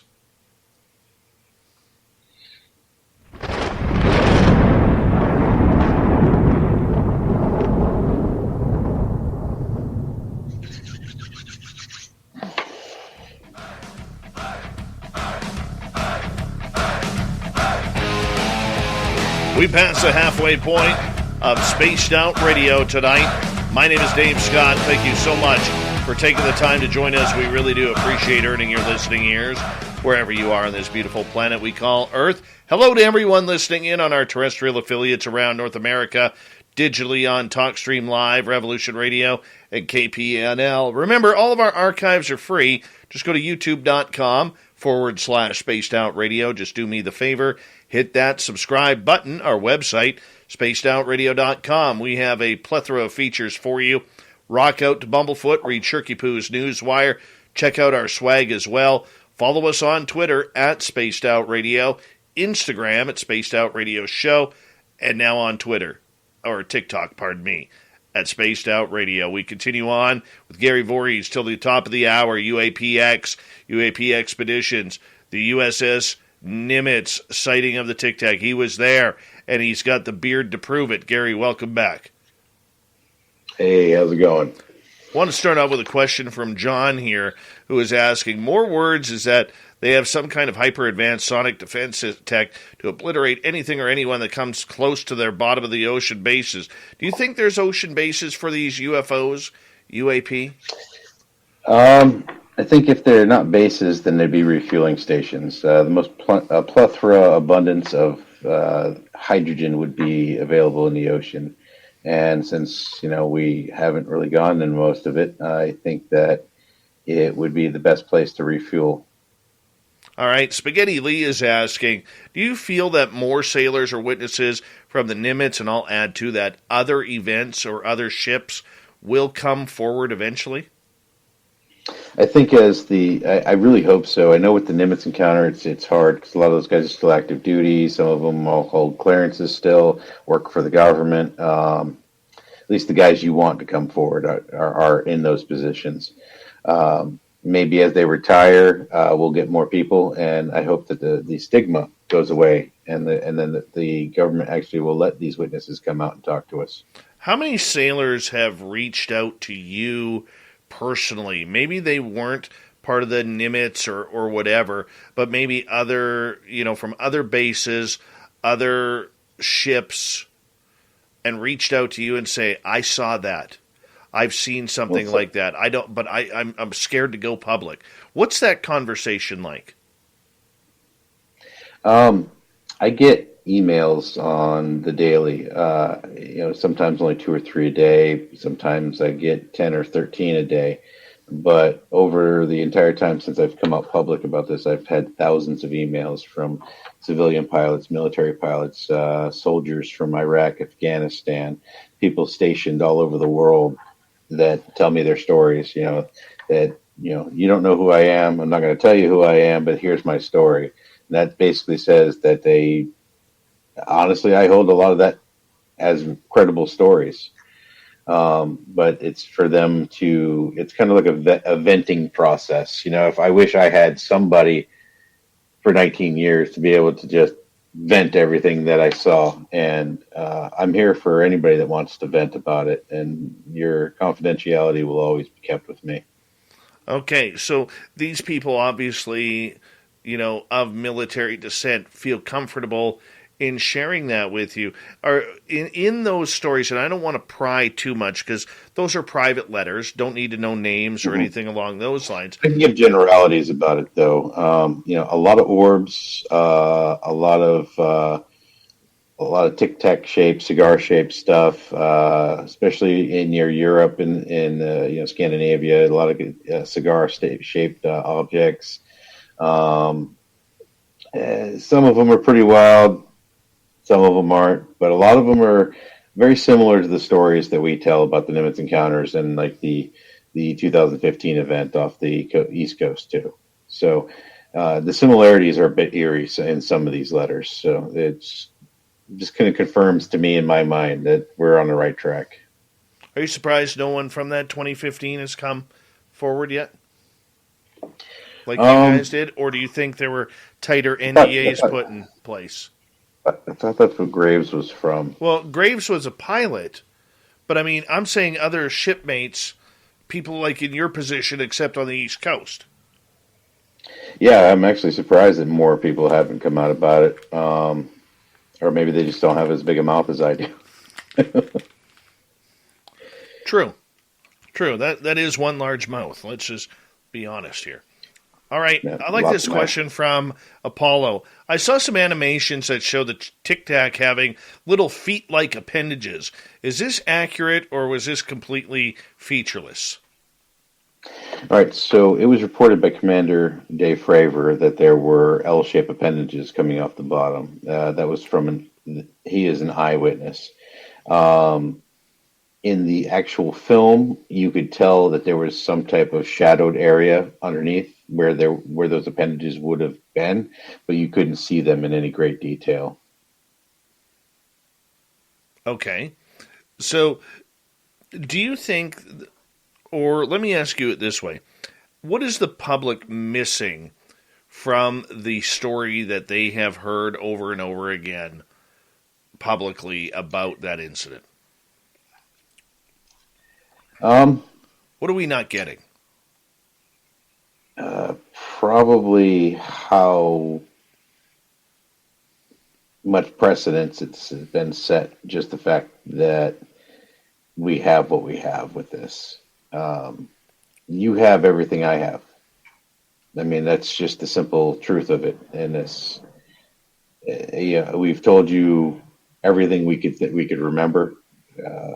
20 years ago was a long time, so we've told you everything that we could possibly remember. Now it falls in the government hands if you want to know more about it. So start getting good at FOIA requests. Anybody gets a good FOIA request with some good, get me some information, I'll be pretty happy. So far, all the ones from people I know that have done, they've come back with either inconclusive or they're just not going to give it to us. Have you been asked to testify in any sort of future congressional hearings if they happen? I've been told that I would be included in them, but I haven't been asked to join any of them. Would you? Yes, I would testify in front of Congress. Do you think you'll ever get the opportunity? I really hope so. It would be. I think we would actually achieve something, and if we could at least get, even if it's just the pilots and the more higher ranked people, I would just like to see some open door hearings about it.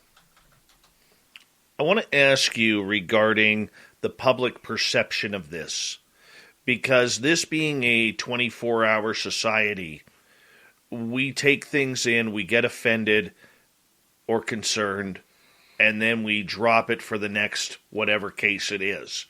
We're more worried about our image than we are about the world around us. We are more worried about the clothes we wear, the houses we have, the names we choose our children or our pets, than we are about what is really beyond comprehension, like UAP. My question to you regarding this is, do you think the public even cares about this subject? Granted that every time something UFO is on the air or printed in a newspaper or on television, it's always very highly rated. I think in general they don't care. I think that we have to make them care. We have to show them why this is important. Um, you know, Elon Musk says it very, very clearly. He's doing what he's doing because he sees the beginning of the end of us if we stay here. Well, that's true if we don't know who's here, too.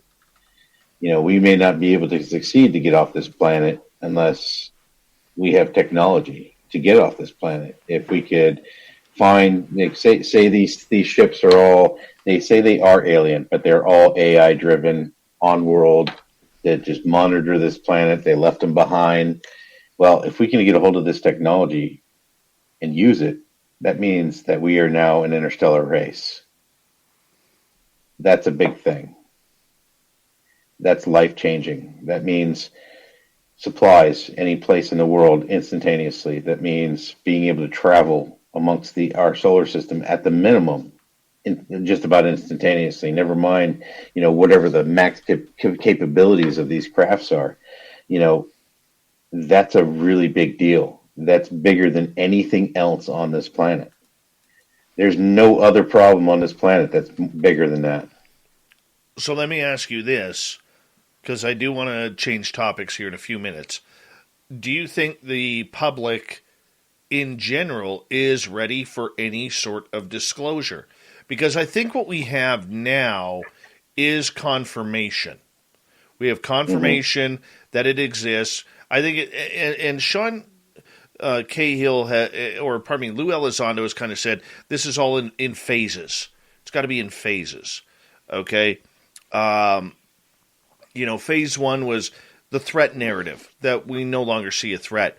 And if anybody was paying attention, midway through last year, we stopped hearing Lou and Chris Mellon use the word Russia or China, which they always did for the first 3.5 years of everything. And then moving forward, we start getting more phase two, that this is something of an unknown phenomena that we need to research, we need to fund, and then all of a sudden, slowly, people start talking aliens. From Elizondo and Mellon, all the way to the Pentagon, all the way to NASA and Bill Nelson. So the point that I'm getting at here is there's been a lot of clues, man. A lot of clues. Oh, yeah. And yet the public just doesn't seem to be fully understanding or comprehending what is going on. So do you think... They will, though. Well, I know that, but do you think there's a major plan in place then for a real disclosure and a lot less confirmation? Yes, and I think we're watching it happen. I think that they will roll this out in a way where it ends up being yesterday's news before it began to be today's news. And I think they're doing it in the way on purpose, so that things like, just look at the serious things like the pandemic. Some people say there's no virus at all. Some people say there's a virus, but don't take it serious. Then there's other people that are like literally locking themselves in their house, scared to walk outside their doors. We're going to get all of that, the same thing with this type of disclosure. You're going to have people go nuts because they're not going to believe their religions anymore. You're going to go people just not believe it, period. And of course that's going to be a little rough for them, but I think we're seeing it as it's happening now. It's unfolding just right in front of our eyes. What do you think the worst case scenario is? Worst case scenario, we've never been in charge of our own existence. Best case scenario, we've been protected during our entire existence. It is a scary thought. It is. It's big. It's bigger than anything anybody's ever thought when it comes to our human existence. It's literally the same feeling everybody had when they realized the world was round. We're coming to that same crossroads. Well, I want to talk to you about something personal, as we got about 10 minutes left. And, all right. And that is about your PTSD. You are coming from and doing this broadcast from a specialized facility put out by the Boston Red Sox baseball team to help veterans with PTSD. This is a tough subject. This is a tough subject for you. Put the UFO side away for a second. Let's talk about what you're going through, what many veterans have gone through. Well, I can talk about my personal situation. So I'm a honorably discharged veteran, and I've been diagnosed with PTSD. I served in Iraqi Freedom and Enduring Freedom. During those campaigns, we did launch hundreds of Tomahawk missiles directly from my ship, and seeing directly the damage and the carnage that was happening from those missiles and the tactics of the people that we were fighting, it really messes with you. Seeing the bodies, seeing the children that died, seeing the collateral damage. But with all vets, we do our job, we get it done, and then we come home. Problem is, a lot of people suffer in silence. They go day to day, they get angry at that waitress, and they lose their temper even though it was something stupid. They get angry at their family, or they say the opposite. They're scared to go out of their house. They're scared to do anything. They're scared to go grocery shopping. PTSD manifests itself in many, many different ways.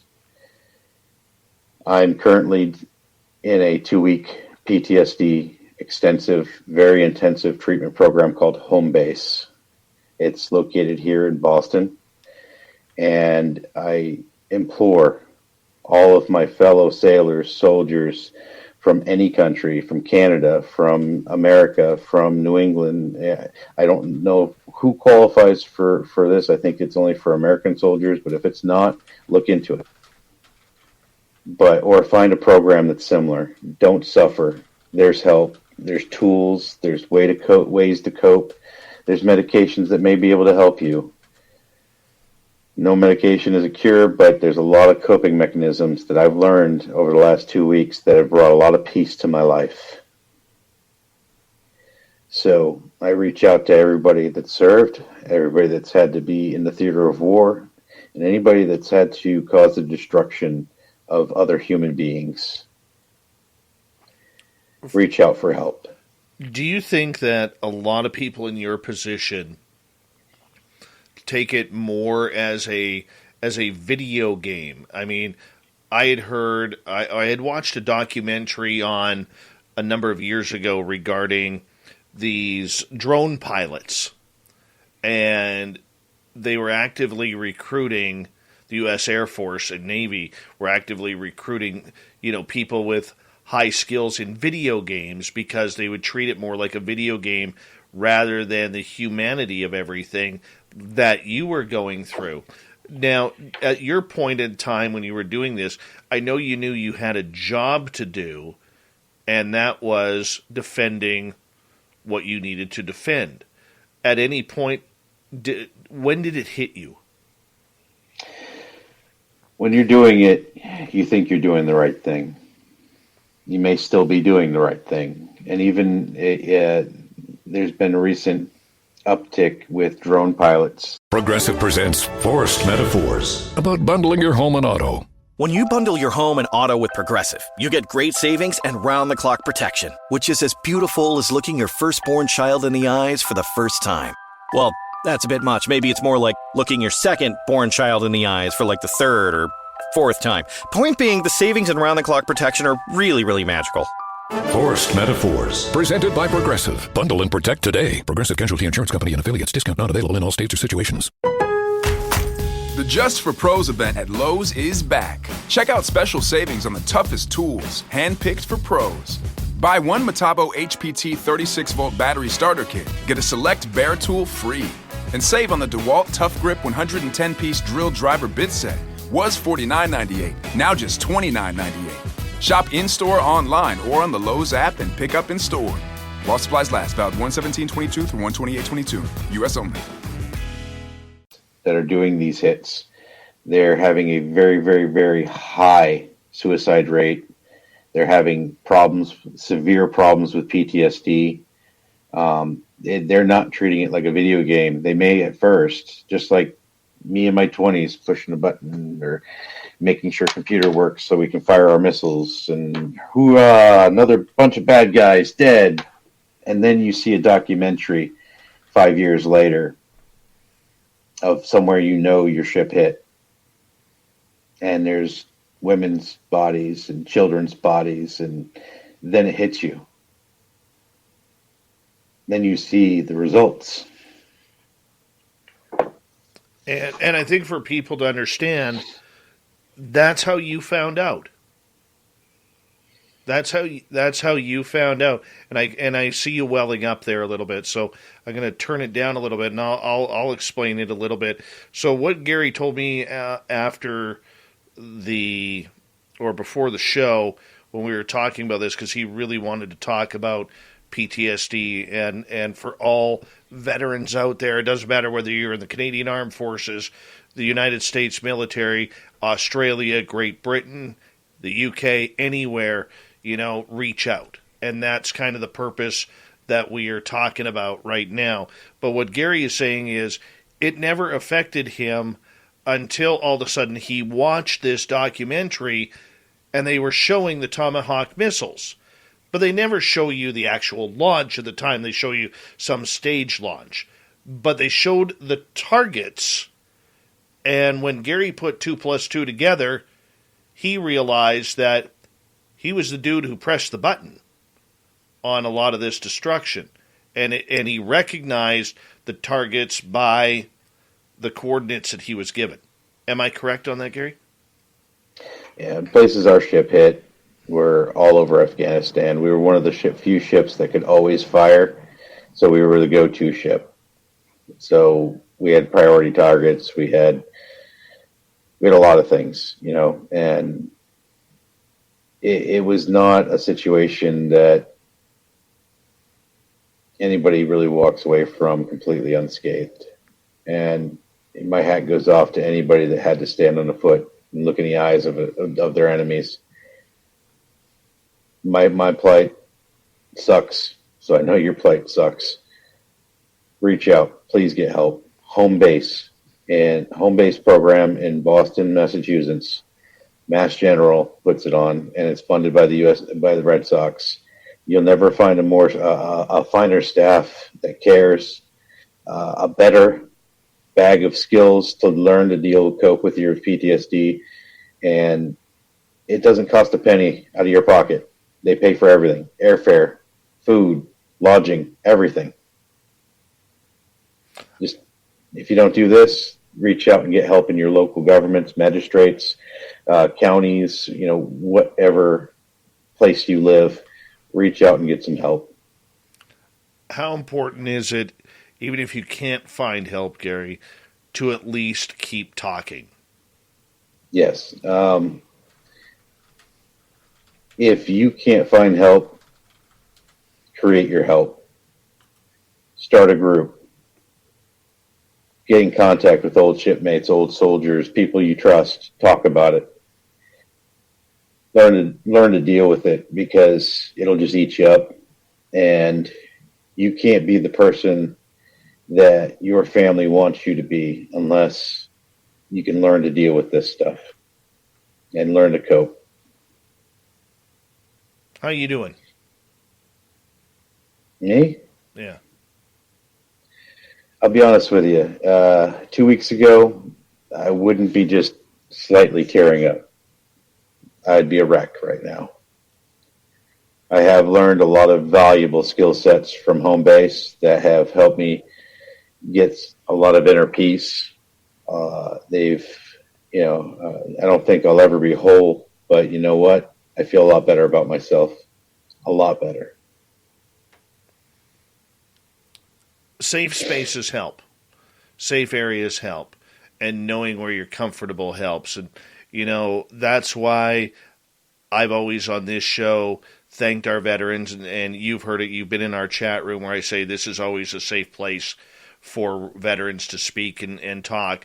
We need more of that out there, and we need more conversations to let people just speak. That's the biggest way to help heal. When we talk about it, we can release it. Am I correct on that?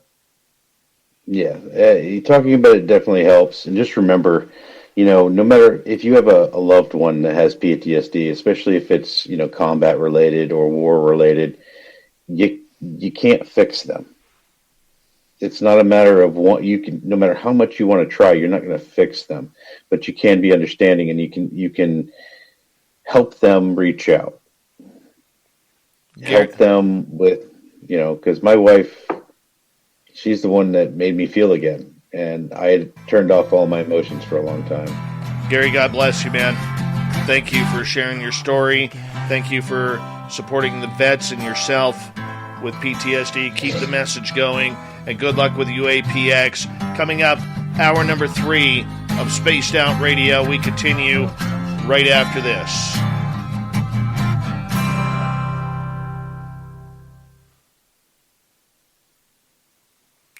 We're clear, brother. Good job. Hey, appreciate you letting me talk. No problem, man. That's what it's all about. That's what it's all about, man. We love you here. Yeah, it's just sad. I've had several people that I've served with, people that I know, take their own lives too, and it's unfortunate. And You gonna be able to sleep now? I'm gonna take some melatonin and try to. Well, the good news is you broke your record for the fewest swear words you've ever used on this show. I was trying. We got a shit and we got an asshole. They happen within 10 minutes apart of each other. So I do appreciate that. You're getting lots of love in the chat room, man. Getting lots of love in the chat room. So make sure you check that out. End your night on some positive, man. Because that's as someone who suffers from depression and anxiety, it's these people in this chat room right here who allow me to sleep every night, man. Because of their kind words. Yeah, no, you always got a great group of people. I can't. Your fandom is a very positive one, which reflects upon the host. Well, if you weren't as positive as you were, they wouldn't be the way they are. Well, we do allow UFO Jane in here every now and again. No, I'm teasing Jane. I'm teasing. She's awesome. Yeah, I love her. I love her to death. Yeah, me too. She's a sweetheart. She's hilarious. But you know what? We there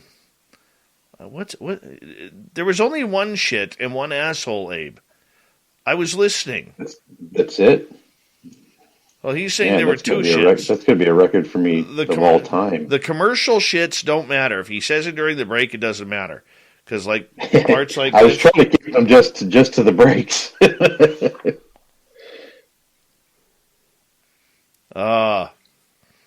And here's a good one. Jessa just figured out that she is just she. Look at that. She figured it out. She goes, I'm just me. She figured it out.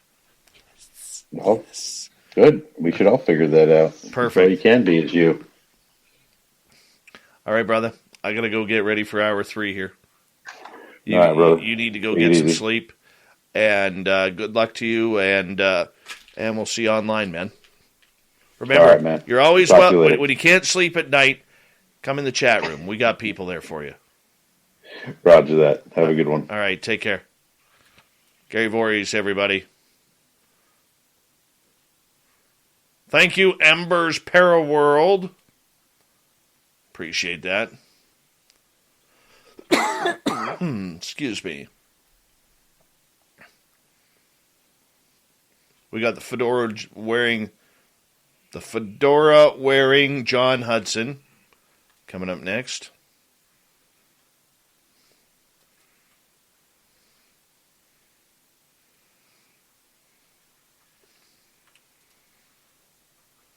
By the way, just want to say, proud of my fellow Canadians right now. Proud of my fellow Canadians. I'm not going to go into detail why, okay, but just proud of them. You can find it on Twitter if you haven't seen it already. Rock and roll. And on the Namibia cam, looking at Namibia right now, there are no animals at the watering hole outside of a couple of their grouse over there.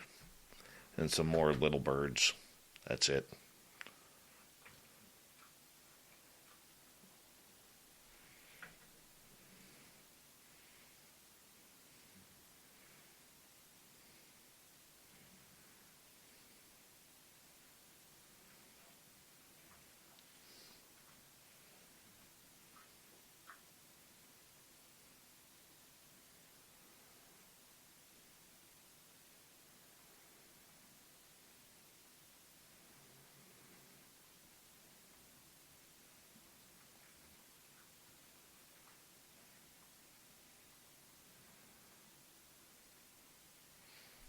All right, we got about a minute here.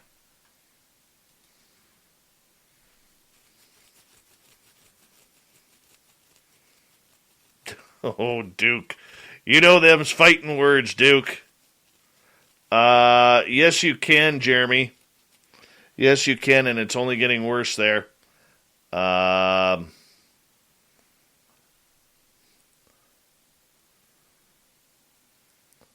Fapster, considering your head touches the tip of the 49th parallel, I would not be surprised. Or it does surprise me.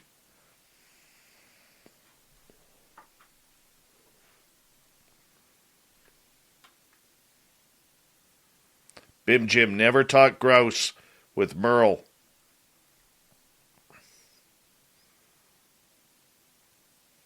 There's no such thing as Canadian bacon. Hate to break your heart. We don't do Canadian bacon up here. Thank you, Murray, Michael ×2, Dry Toast, Magician, Cat Chaser, Smithy, and Simon for the amazing super chats tonight. It's a wonderful way to support what we do. Here we go with the third hour.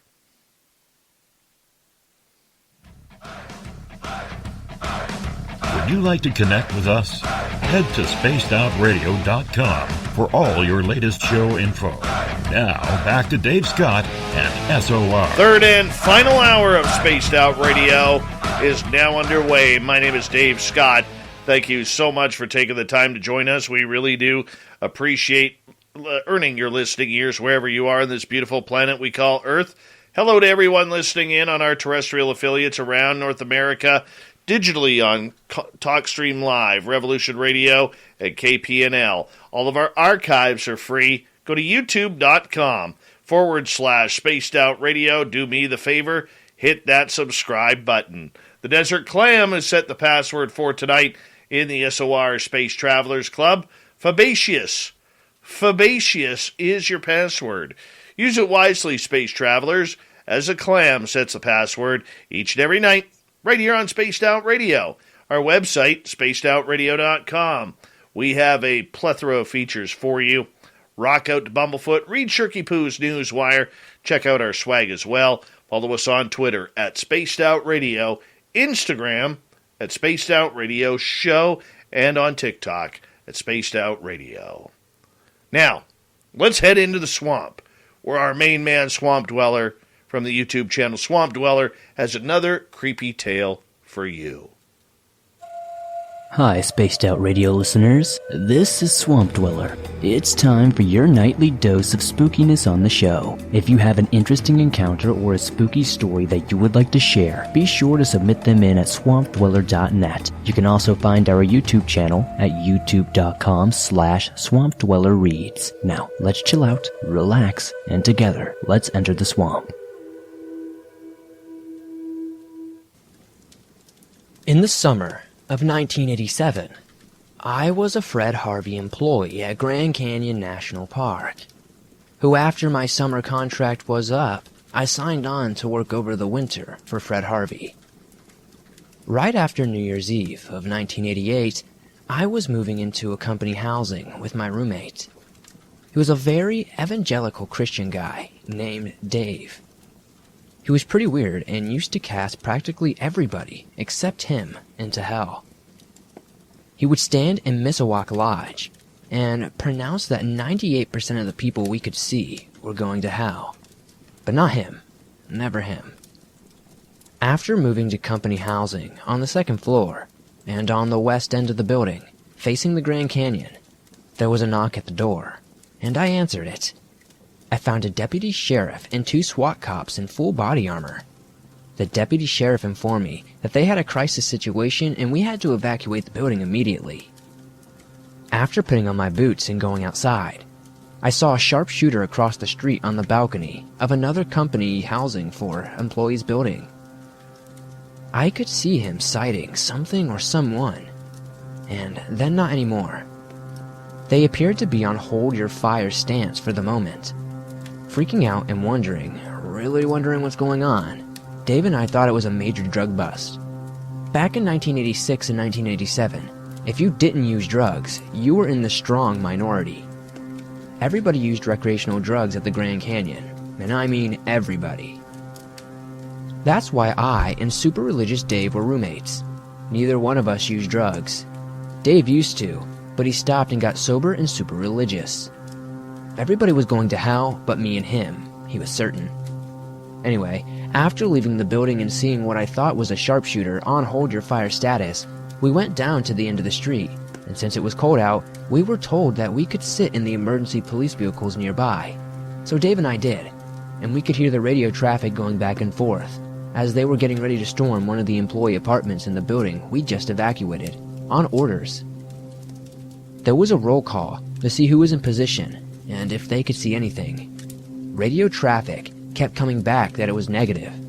They couldn't see anything, and the sharpshooter didn't have a shot he could take, because the curtains were closed was why. Now, both of us were really freaking out, and wondering what the hell was going on. Super religious Dave thought that the devil was in control and maundering around the Grand Canyon. It was obvious, totally obvious. No kidding, I thought. You might be right, super religious Dave. This time anyway. After roll call and everyone was in position, the sharpshooter came over the radio and said he still didn't have a shot. There was a countdown in the signal. Everybody in, it's a go, everybody in. And then, radio silence. Absolute radio silence. Not another word came over the radio for several long minutes. The devil was in control. It's clear. It's real clear. Super religious Dave was sure of it. No shit, I felt like saying. But it's super religious Dave, so I didn't want to curse or use profanity. Then I'd also be going to hell too. That would make it clear. Now, in conclusion, it was not a major drug bust at the Grand Canyon. 2 employees at the time of Fred Harvey had kidnapped an 11-year-old girl in Phoenix, brought her back up to the national park, and were holding her in their room, on the east side of the building, and the floor below us. Me and super religious Dave were pretty freaked out. The police got the girl back, but one of the kidnappers had briefly gotten away and was on the run for a little while. Before he was captured, super religious Dave and I were shocked and surprised, but we adjusted to it. By the way, that happened right as I was taken at knife point briefly from one of my other employees in the residence by a drugged up employee at Fred Harvey, who kept telling me that I needed to pay him $80. He needed $80 or he was going to stab me and cut my eyes out. I guess it's just another day at Grand Canyon National Park over the winter of 1987. Bad times at Grand Canyon National Park, but everybody ended up A-OK. All right. It's time to bring in the fedora, excuse me. The fedora-wearing John Hudson returns for another edition of the Unbiased UFO Report. His hair is flowing, his chin hair is perfectly coiffed, and we're going to rock and roll this right now. How you doing, John? Pretty good, man. How about you? I am great. Great interview with Gary Voorhis, and now we get yourself coming on in here. making things happen, and it's been a good day. Been a very good day. Yeah. No, that was crazy. And I just want to point out two quick things that Gary said I want to draw attention to, and that is one, that no matter how much you love someone, PTSD or any one of these conditions is one that definitely needs for professional or some kind of outside help. Don't feel you can solve it yourself, and don't put any pressure on yourself to do so. It's the worst thing you can do for yourself. You gotta just help them get help, and don't put it on yourself to solve their problems for them. And then the second thing is all about the importance of taking care of yourself. There's a reason why on the airplane they tell you that you have to put your mask on first and then your kids. It's because you'll pass out and then your kids will die. So it's really important to take care of yourself. It's really important to do all those things first. And it's the same reason why taking care of yourself and actually putting yourself first isn't selfish. It's actually a favor to everyone around you, because they want you at your best. And if you're not at your best, then you're not actually being yourself to everyone around you. So what Gary said is incredibly important. Put your air mask on. It's all that matters. Put it on. It works. All right. Let's get right to it. And let's... we're going back into the isotopes. Yes, because I think I have something for you, Dave. I think I have something that's going to help. Okay. So, are you ready? Not really. This one's caught me off guard a little bit because, okay, science and me are like oil and water. I know. I felt bad the internet because I tried to keep it real simple for time, and I realized I simplified it so much. Progressive Snapshot can save you money based on how you drive and how much you drive. So the safer you drive, the more money you could save. Now, if you didn't hear that because you were looking at your phone while driving, let me say it again. Seriously, put down your phone. That is so unsafe. If you didn't do stuff like use your phone while driving, you could save money with Progressive Snapshot. But saving or not, just put it down. And if you did hear it the first time because you weren't looking at your phone, nice work. You'd love Snapshot from Progressive because it rewards safe drivers. Progressive Casualty Insurance Company and Affiliates. Snapshot not available in California and North Carolina or from all agents. At Firehouse Subs, a portion of every purchase helps provide life-saving equipment to first responders. We make our subs differently because our subs can make a difference. Like our fan-favorite Turkey Bacon Ranch, piled high with tender smoked turkey breast, crispy bacon, melted sharp cheddar cheese, and drizzled with creamy peppercorn ranch. And it's only at Firehouse Subs. Click the banner now to start your pickup or delivery order.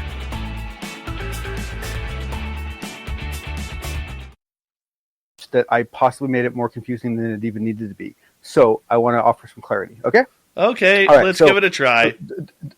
The only one thing you got to keep in mind before I give you this example is that if you look at two isotopes of the same element, so you have an element like lithium and you have two isotopes of it, they have the same number of protons, they have the same number of electrons, I believe, in every case, but what they have different is this different number of neutrons. And it's the neutrons that are the difference, okay? And neutrons do have a very, very light mass, so there is an impact.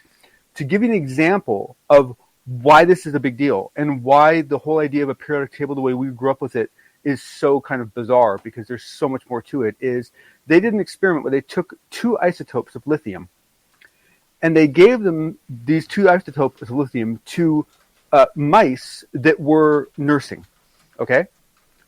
One isotope of lithium caused the mice to overfeed their young. The other isotope of lithium caused them to not feed their young. Exact same lithium. The only difference was it was two different isotopes of the same element. And that's why isotopes are so important. And to give you an idea of what we use it for, aside from like explosives, is this is how we do tracers in the body for tracing certain medical problems. It's also used in certain cancer-killing elements, and isotopes are also used for tracking bad currency. And so it is something that we use as well. It's not something that only the aliens use. So come on, a little bit helpful? Not at all. In one ear, out the other. Oh, come on. In one ear, out the other.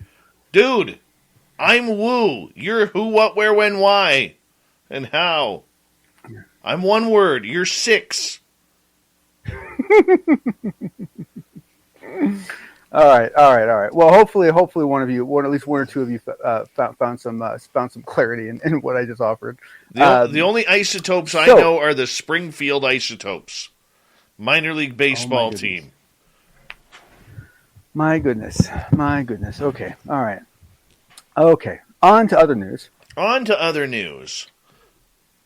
Jacques Vallée sold his soul. Did he? To whom? To Avi Loeb, essentially. So I totally jest. While I agree with a lot of the reasons you've given, I really see the Galileo project as something that needs to be supported at some level by everybody.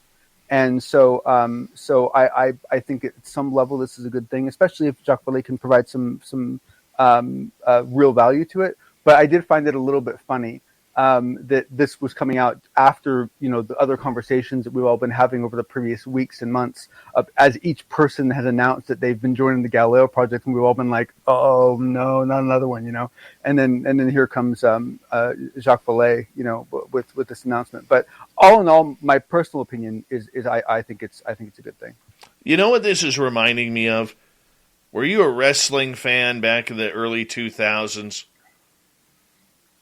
No. When the New World Order came out.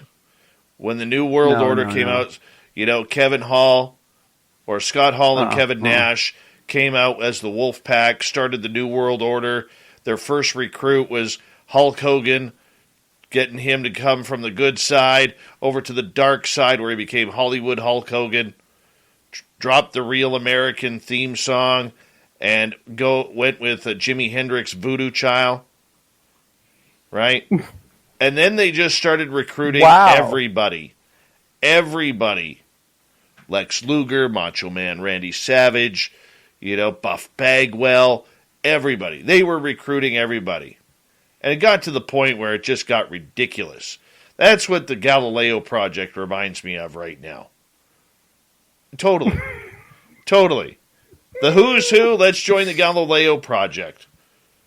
This is like UFO NWO. That is the hashtag that we're going to make a t-shirt for.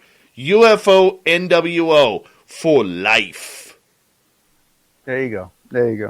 No, it's hard, right? Because, how much value can all these people add? At the same time, if any of them can bring anything unique to the table, by all means. Let's support Avi. It's a good project, right?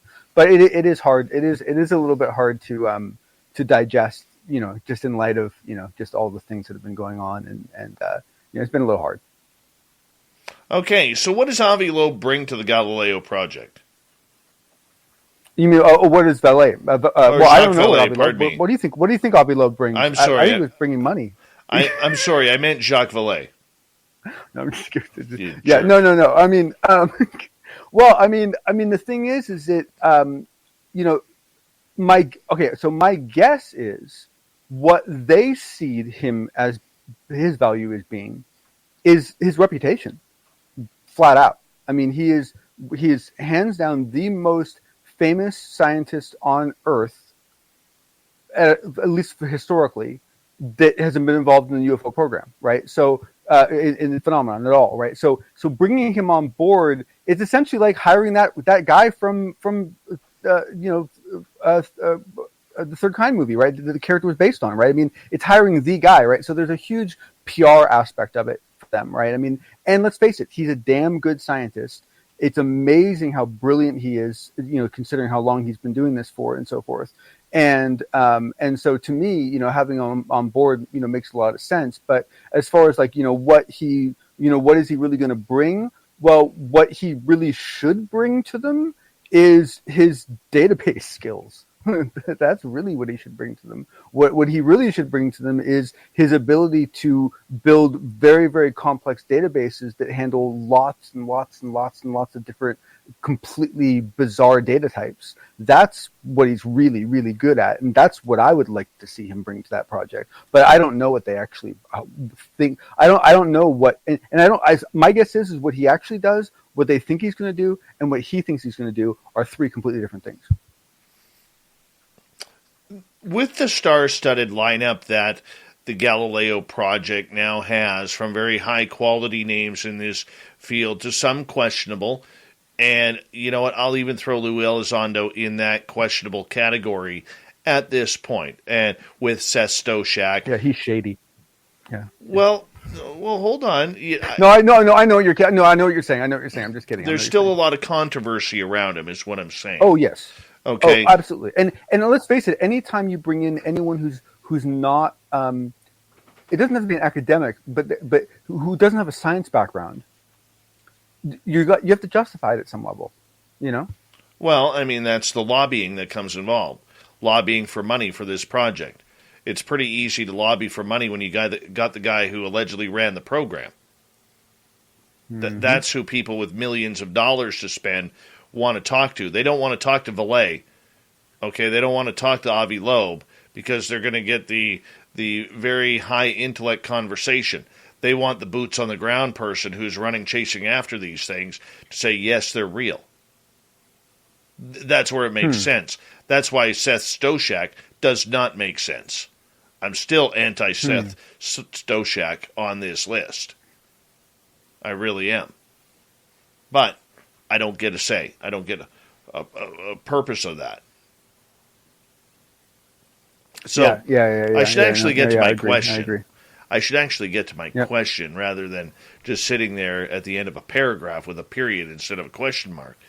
So the question mark is, considering that the Galileo project has brought in some very interesting and significant names, along with some controversial names, does this help the credibility of the project in moving forward with someone like Jacques Vallée, who is well into his 80s and still going strong, but let's face it, he's on the downside of his career? Don't agree. Because essentially, once again, so realize I come at Jacques Vallée from a very different angle than most people, right? Because I live in Silicon Valley, right? So I knew about him outside of the kind of the UFO thing, right? And so to me, what, you know, I mean, because let's face it, like what he did for other projects, right? For some very important projects, is he designed the database. He's the one that was able to come up with the database schema, with all the structure, with all the ability to actually handle. You know, I mean, they did for ATIP. They ended up with 11 distinct databases that you had to then bring together into some sort of a unified reporting. I mean, like, oh man. And Jacques Vallée, like, I mean, he's been doing databases since the beginning of time. I mean, the guy's a freaking wizard at it. And so to me, like, that's what I would hire him for. To me, like, that's a skill set he can bring that probably no one else in the entire Galileo project has any clue about. Not at his level. Will he bring money? Does he still have that kind of pull? Yeah. Oh, absolutely. And he can bring international. Well, not that Galileo will have any trouble with international money, but he can bring money from different places. He can bring money from non-traditionally academic frontiers and so forth. And the thing is that, let's face it, you know, anytime you have anyone who someone else might just want a chance to meet, they might just want to have a chance to talk to them, you know, at a cocktail party, right? Then boom, you know, they're a valuable person when it comes to shareholding, fundraising. Very true. Very true. We got a couple minutes to go here. We'll finish it out with Jacques Vallée here joining the Galileo project. This does give, on a positive note, the Galileo project a real 1-2 punch when it comes to historic figures regarding this. Avi Loeb obviously is the newer one, you know, as he put his career and reputation on the line with the Oumuamua, and then, of course, going into the past with Jacques Vallée. Now, look, there are brilliant people on this team. Brilliant people. But if you're looking for scientific name recognition that's going to really pump the subject, it does add a nice 1-2 punch to everything. Oh yes. And another thing that I should add that isn't a benefit to Galileo, but is a benefit to all of us, and that is that there are many, many people being brought into this project that would not normally have worked together, would not normally have crossed paths, would not normally have ended up on the same email list, in the same meetings, in the same, and now they're going to be. And so this is going to build at least 2 or 3 friendships that never existed before and wouldn't have existed if not for this kind of coming together of people. And very often those friendships net significant results. What kind of results are we looking for now? Like, do we need to stack the team anymore, or do we have to continue stacking or continue adding pieces to this puzzle before we can start looking for the findings? No, I would say from a long time ago, all we really needed was data, and that's all we ever needed, and that's all we ever are going to need. It's all about the data. The problem is that getting the capital to get the right instrumentation up there to generate all that data is I think the more pressing problem. And so I think if from that point of view, yes, then someone like Valet is definitely going to help when it comes to raising money and could help crossover. I mean, quite honestly, I've been in situations where we just need to bring one person on just to get access to some funding. That's the big one. Money drives everything. Money drives everything. The fedora-wearing John Hudson will continue with the unbiased UFO report when we return, and I'll continue with it. What the heck? John seems like a nice guy. I might as well go for it. I mean, we are talking UFOs tonight, not friggin' isotopes. Spaced Out Radio continues right after this. We'll be right back.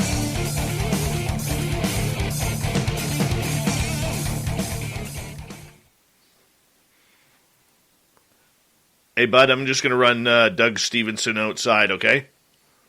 No problem. You have fun, Doug. Be right back. Come on, Doug Stevenson.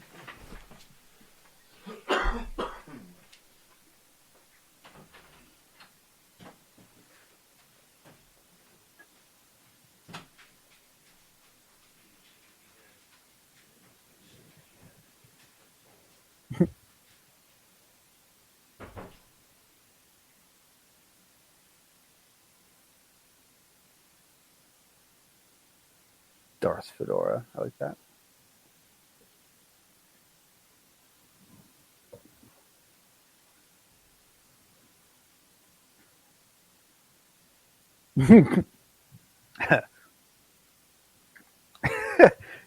Isotopes. It's what's for breakfast.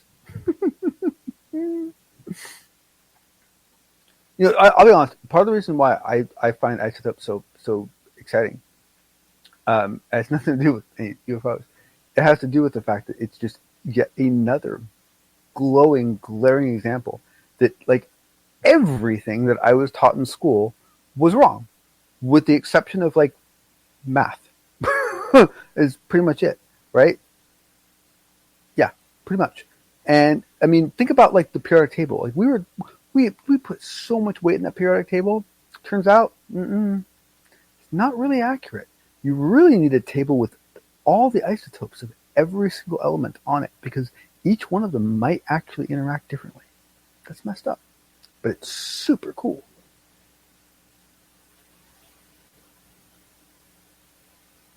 Well, thank you, Jess. I appreciate that.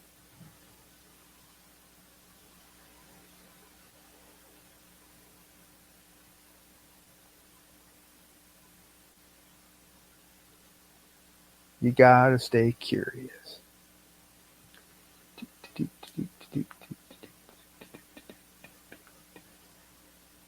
And like I said before, I really encourage everyone to listen to this interview because,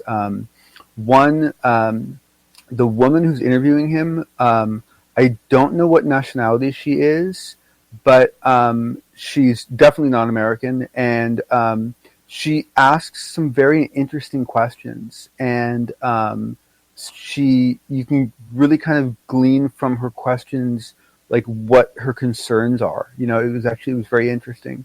And because English wasn't her first language, she didn't actually talk a whole lot. And so for the most part, it's just Gary Nolan explaining what he's doing. So it's a very, very valuable interview to listen to.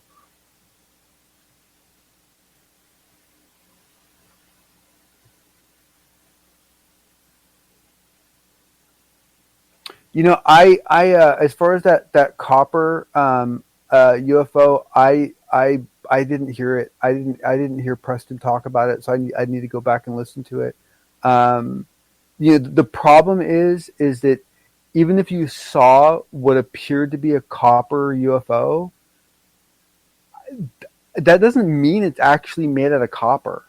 I mean, I hate to say that, right? Because I mean, you'd like to think that, you know, perception is somehow reality, but the truth of the matter is that, you know, I have no idea what, you know, just because it looks like it's made out of copper, even if it looks like it's made out of metallic, it doesn't matter. It doesn't mean it's actually copper. So you can't necessarily infer any behavioral characteristics that copper might bring with it just because it looks like copper, you know, and unless you got like a sample of it, and then you can say, oh, look, it's copper.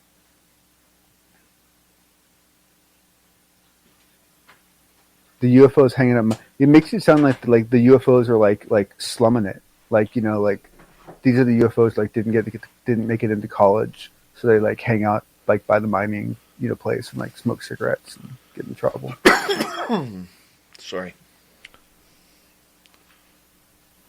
Just talking about hoodlum UFOs. Hoodlum UFOs? Yes. We have those? Yes.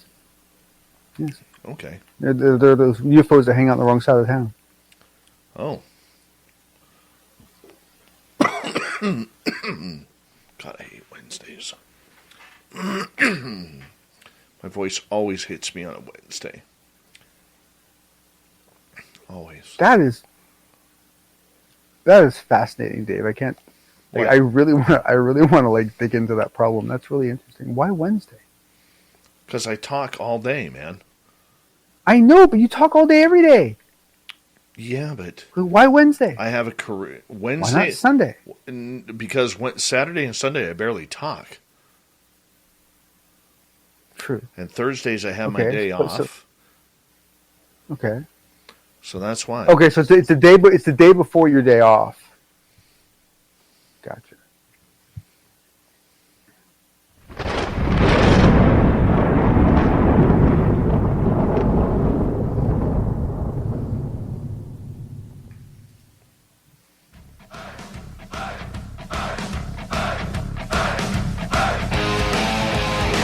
We rounded third. We're heading for home tonight on Spaced Out Radio. My name is Dave Scott.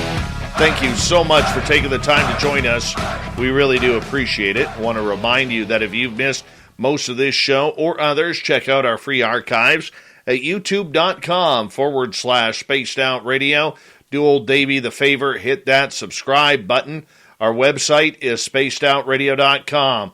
We have a plethora of features for you, including rocking out to Bumblefoot, reading Shirky Poo's Newswire, checking out our swag as well. Follow us on Twitter at Spaced Out Radio, Instagram at Spaced Out Radio Show, and on TikTok at Spaced Out Radio. We continue on tonight with fedora-wearing John Hudson and the Unbiased UFO Report, speaking with Jacques Vallée. Him and Gary Nolan have a paper coming out.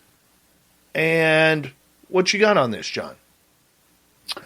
Yeah, so this is very cool. So the paper's actually already out. It came out a couple weeks ago, and the thing that Gary said in this interview, which I thought was very, very exciting, was that in the weeks after the publication of the paper, he was approached by some people from the government.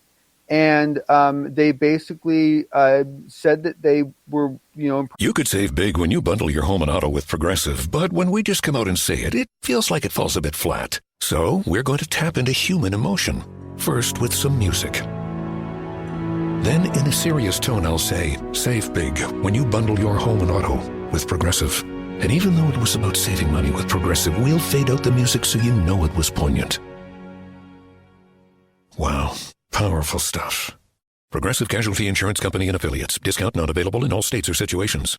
Peacock streaming the biggest live events from Super Bowl 56 to complete coverage of the Winter Olympics. It's all the unbelievable sports to love. Sign up now at peacocktv.com. Impressed with his work, and they were specifically impressed with the way he handled his research when it came to this topic. His resistance to coming to conclusions and his ability to communicate his results, and they actually inquired whether he would want to actually help out, and so he might actually be engaging with elements of this UAP organization at a professional level. The money that is trying to be raised here, is this private money or government money? No, so this is another cool topic. So basically, Gary is Dr. Nolan is basically doing what everyone should be doing, and that is, instead of thinking about, ooh, did the legislation pass? It's, oh wait, that means there's funding. Ooh, how do you get that funding, and what can you do with that funding? That's the way to go, and that's exactly what Gary's doing. So what Dr. Gary Nolan is doing is saying, look, wait a second. Now that there is this, this, I got to look it up because I mess it up every time I try to remember it. This AOIMSG group. I gotta come up with a good acronym, a good sentence for that one. Now that this group exists, that now he has two things. One, he has a group that he can go to actually inquire about other parts, right? So there's lots of other crashes that he's heard of, lots of other places where material's been recovered that he's heard of that he hadn't luck getting access to. So he's hoping to be able to use this office as a conduit for basically exchanging and acquiring other parts to test, which I think is a very, very cool and a very logical way to use them. The second thing, which is what you're talking about, is that there will be funding as well with this, and they will be and individual groups or companies or whatever will be able to apply for that funding. And so basically what this means is that Gary, one, will hopefully be able to recover a little of money that he's personally spent. I was personally quite shocked to find out that he believes that he's actually dropped about 70 grand of his own money on this testing. But more importantly, there is a new scope that he wants to build that will shed a very different light on what we're talking about. It'll be extremely expensive to build, and he needs a lot of money to do so. And so he's hoping to be able to raise money through this UAP fund to further his research and allow other people to take advantage of his gear. How much money did he put in of his own? 70 grand, about. Wow. He must really, really be into something big if he's willing to dig into his own pocket. Well, I mean, keep in mind that Dr. Nolan, he's not your typical Stanford professor. Gary's special. He's a special kid. And the special kid, he's already spun out 4 separate companies from the research in his laboratory. So the fundamental research he's done in his laboratory has resulted in 4 separate companies being produced. And he's, basically is founder of all those companies. So, I mean, he's done very well for himself. Okay, but the majority of the public... That doesn't mean that 70 grand should be out of his pocket. All I'm saying is that he's probably a lot more he's a lot more likely to have that resources than someone else. Okay, so the fact that he has put 70 grand out of his own pocket to study the UFO phenomena and what is going on with that, is there a chance that he could ever recoup that? Well, yeah, absolutely, and that's the other thing that he could do through these funds. is, now the truth of the matter is that he'll tell himself, I know how this works. He'll tell himself, oh, look, they just sent me $200,000. I dropped 70 grand before, so now that's paid back, and we got 130 grand to spend on stuff. But what will end up happening is he'll end up spending the full 200 grand on gear, and he won't actually get his 70 grand back. That's how this works. That's just how labs are. I guess that's what happens when you literally are in love with what you are studying. Absolutely. And you are only ever going to get good at anything you love. Anything you hate, you will never become as good at as you want to be. It's kind of like podcasting, John. All you do is throw money into it and just hope. Hope. Just hope. And hope. All right. Final topic for you tonight. Government paper published that the U.S. Gov has reached out to Dr. Nolan. Does this go along the same lines? Or is this different? Yeah, so basically, no. Since this paper was published, the government has reached out to him and acknowledged his good work and his unbiased approach. And they specifically like the way he communicates his results and so forth, which I completely agree. I mean, you look at the way he's handled some of these topics, and he's handled some very, very emotionally volatile samples, and he's done a beautiful job of just playing such a clean line to it. He's really it's very admirable the way his approach to science. It really is. Right. Okay. So I need more than that though, man, because I'm sorry. I apologize. No. I apologize. I alluded to it before, so that's where I don't want to repeat myself. But what it comes down to is that what we have and he believed that they were. I believe he said he thought that they were CIA. I don't know if that was confirmed or not. But basically what it came down to is that in the weeks after the paper with Jacques Vallée was published, people from the U.S. government reached out to Dr. Gary Nolan and invited him to start engaging with them on future projects.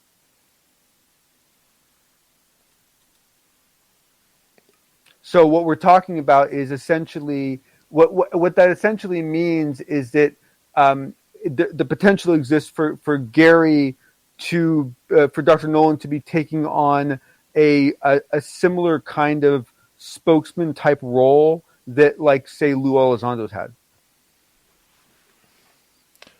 Would he have to leave his job at Stanford for that? Well, he wouldn't. So, no. No, but I think this opens up a lot of curious minds, though, John, because as this progresses, and if the Galileo project, for instance, has any success, obviously the United States government, in one fashion or another, is going to try and piggyback off of that. And if they went and offered somebody like Gary Nolan to head up a department for that, that would make sense. Yeah, well, certainly in a lot of situations, yes. In the case of Dr. Gary Nolan, I don't agree. Basically, it is they are the Nolan Labs. He has 30 full-time researchers on staff in his lab doing work for him. It's a magnificent setup. It's one of the best I've ever heard of. I'm intensely jealous. So yeah, it's possible. I think it's very unlikely, because one of the things he talks about in his interview is the fact that as much as he does love all this stuff, this is all done in his free time. This is not his real job. He has a real job. He's just lucky enough to be able to be working in the field where the equipment and methods that he uses for his normal job are the same types of devices and techniques that he's developing that are useful when it comes to researching UAP debris. Well, let's hope he gets more. Let's hope he gets more. And this came across my email here. Totally, I know you're not prepared for this, but apparently, as reported by Christopher Sharp of the Liberation Times, Robert Pinotti, president of ICER, the International Coalition for Extraterrestrial Research, has met with San Marino's two heads of state to discuss Project Titan, a proposal that would see San Marino make and a historic United Nations request for the creation of a periodic UFO UAP conferences under its aegis. So this has been in play for a while now. I first caught wind of this when Elizondo first went there several months ago. I remember when that was, but it was when the report came out. So it was several months ago. Talking about the fact that the big play that they had, that local village, was that they basically wanted to take this conference that they have and basically parlay that, like turn that into a bid to be the home base for the UN UFO representative organization. So basically having an official organization within the UN for UAPs and have that be based in San Marino. And so that was, now I don't know how realistic that is. I don't know how far along that is, but that is, I believe, what this is alluding to. And this is what I heard was the game plan like 4 months ago. My friend, it's a long-term game plan. I want to say a big thank you, John, for another successful edition of the Unbiased UFO Report. Absolutely fantastic. And I will hope and pray to my God above that we never talk isotopes again. We'll get you there, buddy. We'll get you there. So thank you, everyone, for hanging out. And hopefully at least one of you found value in it. So thank you much, everyone. Isotopes, people. Let's get to Shirky Poo's news.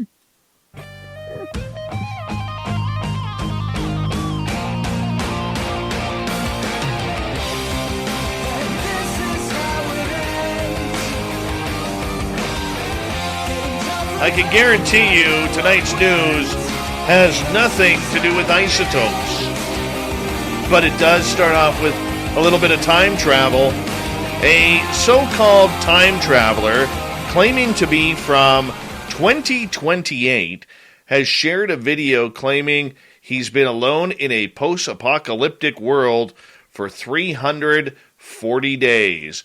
TikTok user Javier, who goes by the handle of @Unicoso Breviviente, pardon me, translates to only survivor, go figure, first posted about his supposed life in the future in February last year, recording the Spanish city of Valencia when it was completely empty. Since then, he claims to have visited a number of unusual or usually heavy cities, including Barcelona, Madrid, and Seville, and they were all empty with eerie silence as well. So, how does this continue on? Well, some 11 months after his first video, Javier says he is still alone, having spent the past 340 days stranded trying to find human life. Day 340 alone in the world. I have toured cities and many more, he captioned. What could be happening to me? In another video, Javier showed followers as he visited a museum in his home city that is usually full of people. The footage shows him waking up or walking up to a deserted staircase and exploring the empty rooms. In another film, a reflection of himself in a building but does not show his face, while one clip shows him standing alone on a beach. Many people, of course, commented to question Javier's claims, with some left wondering if he used some sort of video editing techniques to create the illusion of him being alone. Yeah. Others have also asked why he still has access to electricity and internet connection if he's by himself with no one else in the world. One said, "Cool trick, man.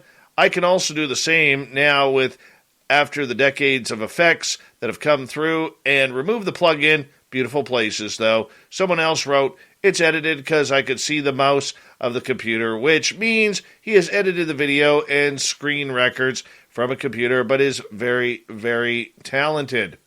I don't think the guy's a time traveler. Speaking of space, octopuses are apparently from space. Yeah, go figure. That's why we got UAP underwater. It's because of the octopuses. So, how do we get here? It's actually a main part of an argument behind a research paper published in an actual peer-reviewed journal. The paper was published in the journal Progress in Biophysics and Molecular Biology, titled Cause of the Cambrian Explosion, Terrestrial or Cosmic? Paper digs deeper into the origin of life on Earth. As a result, it posits that life began thanks to a rain of retroviruses, which literally fell from space. Those retroviruses then added a new DNA sequence and sequences to terrestrial genomes, which the paper said further drove mutagenic change, including octopuses. Yep, this is where things get interesting. Paper starts to discuss the arrival of cephalopods. The paper itself claims that certain cephalopods, like octopuses, squid, and others, arrived on the planet by falling from space, frozen in a kind of stasis. Thus, the possibility that cryopreserved squid and or octopus eggs arrived in icy bolides surrounded by, several 100 million years, and this should not be discounted as a theory. The idea that life originated beyond Earth isn't exactly a new one.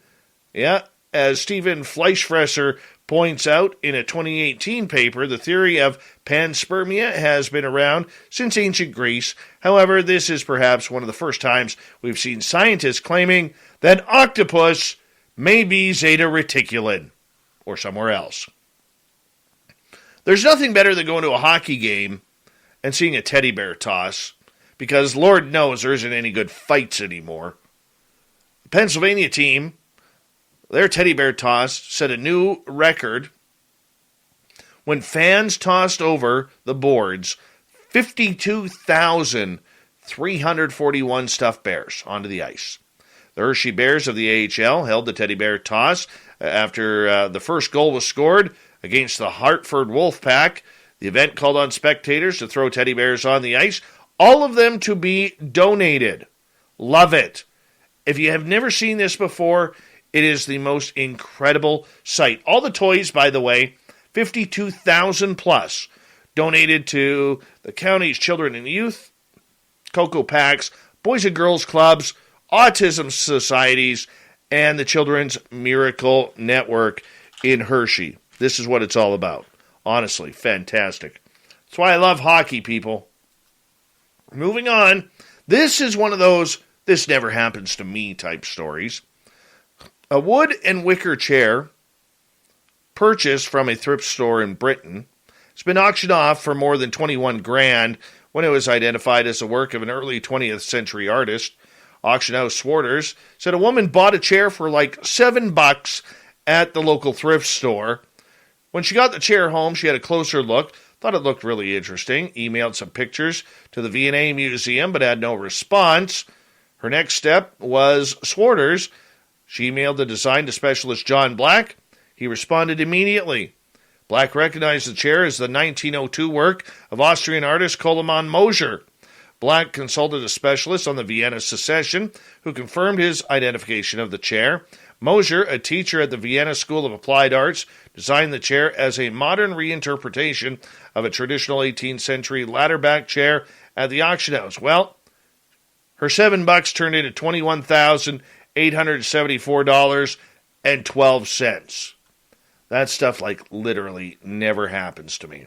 And finally, a Minnesota police officer's badge has been returned to his department 127 years after he was killed in the line of duty.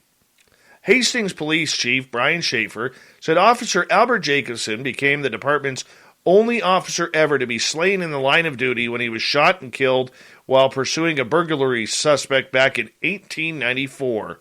They only got one person in custody, and they had encountered the second one. A foot pursuit ensued, and the suspect turned around and fired some gunshots at Albert and his partner. Schaefer said he met Gloria Hagenstein, Jacobson's great-granddaughter, in 2017, and she gave him what is now the department's only photo of the slain officer. Schaefer said Hagenstein reached out to him a few weeks ago to give him the badge as well. Hagenstein said a second cousin had found the badge while going through a chest in her attic. What can you say? This is a piece of 130-year-old history for the town. Very cool. Very cool when that stuff happens. All right, big thank you to Shirky Poo for the incredible news. Thank you to the fedora-wearing John Hudson, who has more isotopes inside of him than most people have underwear in their drawers. And, of course, to Mr. Swamp Dweller and Gary Voorhis for coming on the show to make it a fun time tonight. We got Mr. Ron Bumblefoot Thal rocking in the background with Little Brother is Watching. Bumblefoot is the official music of Spaced Out Radio, rocking us in and out of every single show. Get your horns up for the guitar god himself. Special thanks to everybody listening in at home, at work, in your cars, wherever you may be. Thank you to everyone in our chat rooms tonight. YouTube, Twitch, LGAB, Revolution Radio, Spreaker, Facebook, the Space Travelers Club, and on Twitter at hashtag Spaced Out Radio. I know you're out there somewhere. Remember, this show is copyright by Spaced Out Radio and SOR Media Ventures Limited. Thank you so much for choosing to share your evening with us, because together, my friends, we own the night. Mr. Bumblefoot, we need a favor. We need you to take us home.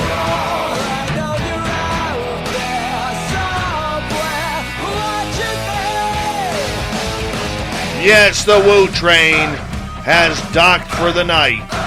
But soon, my friends, we shall ride again. Your seats are always available. Your tickets never expire. And if you want to bring a friend, we've got room for them too. Good night.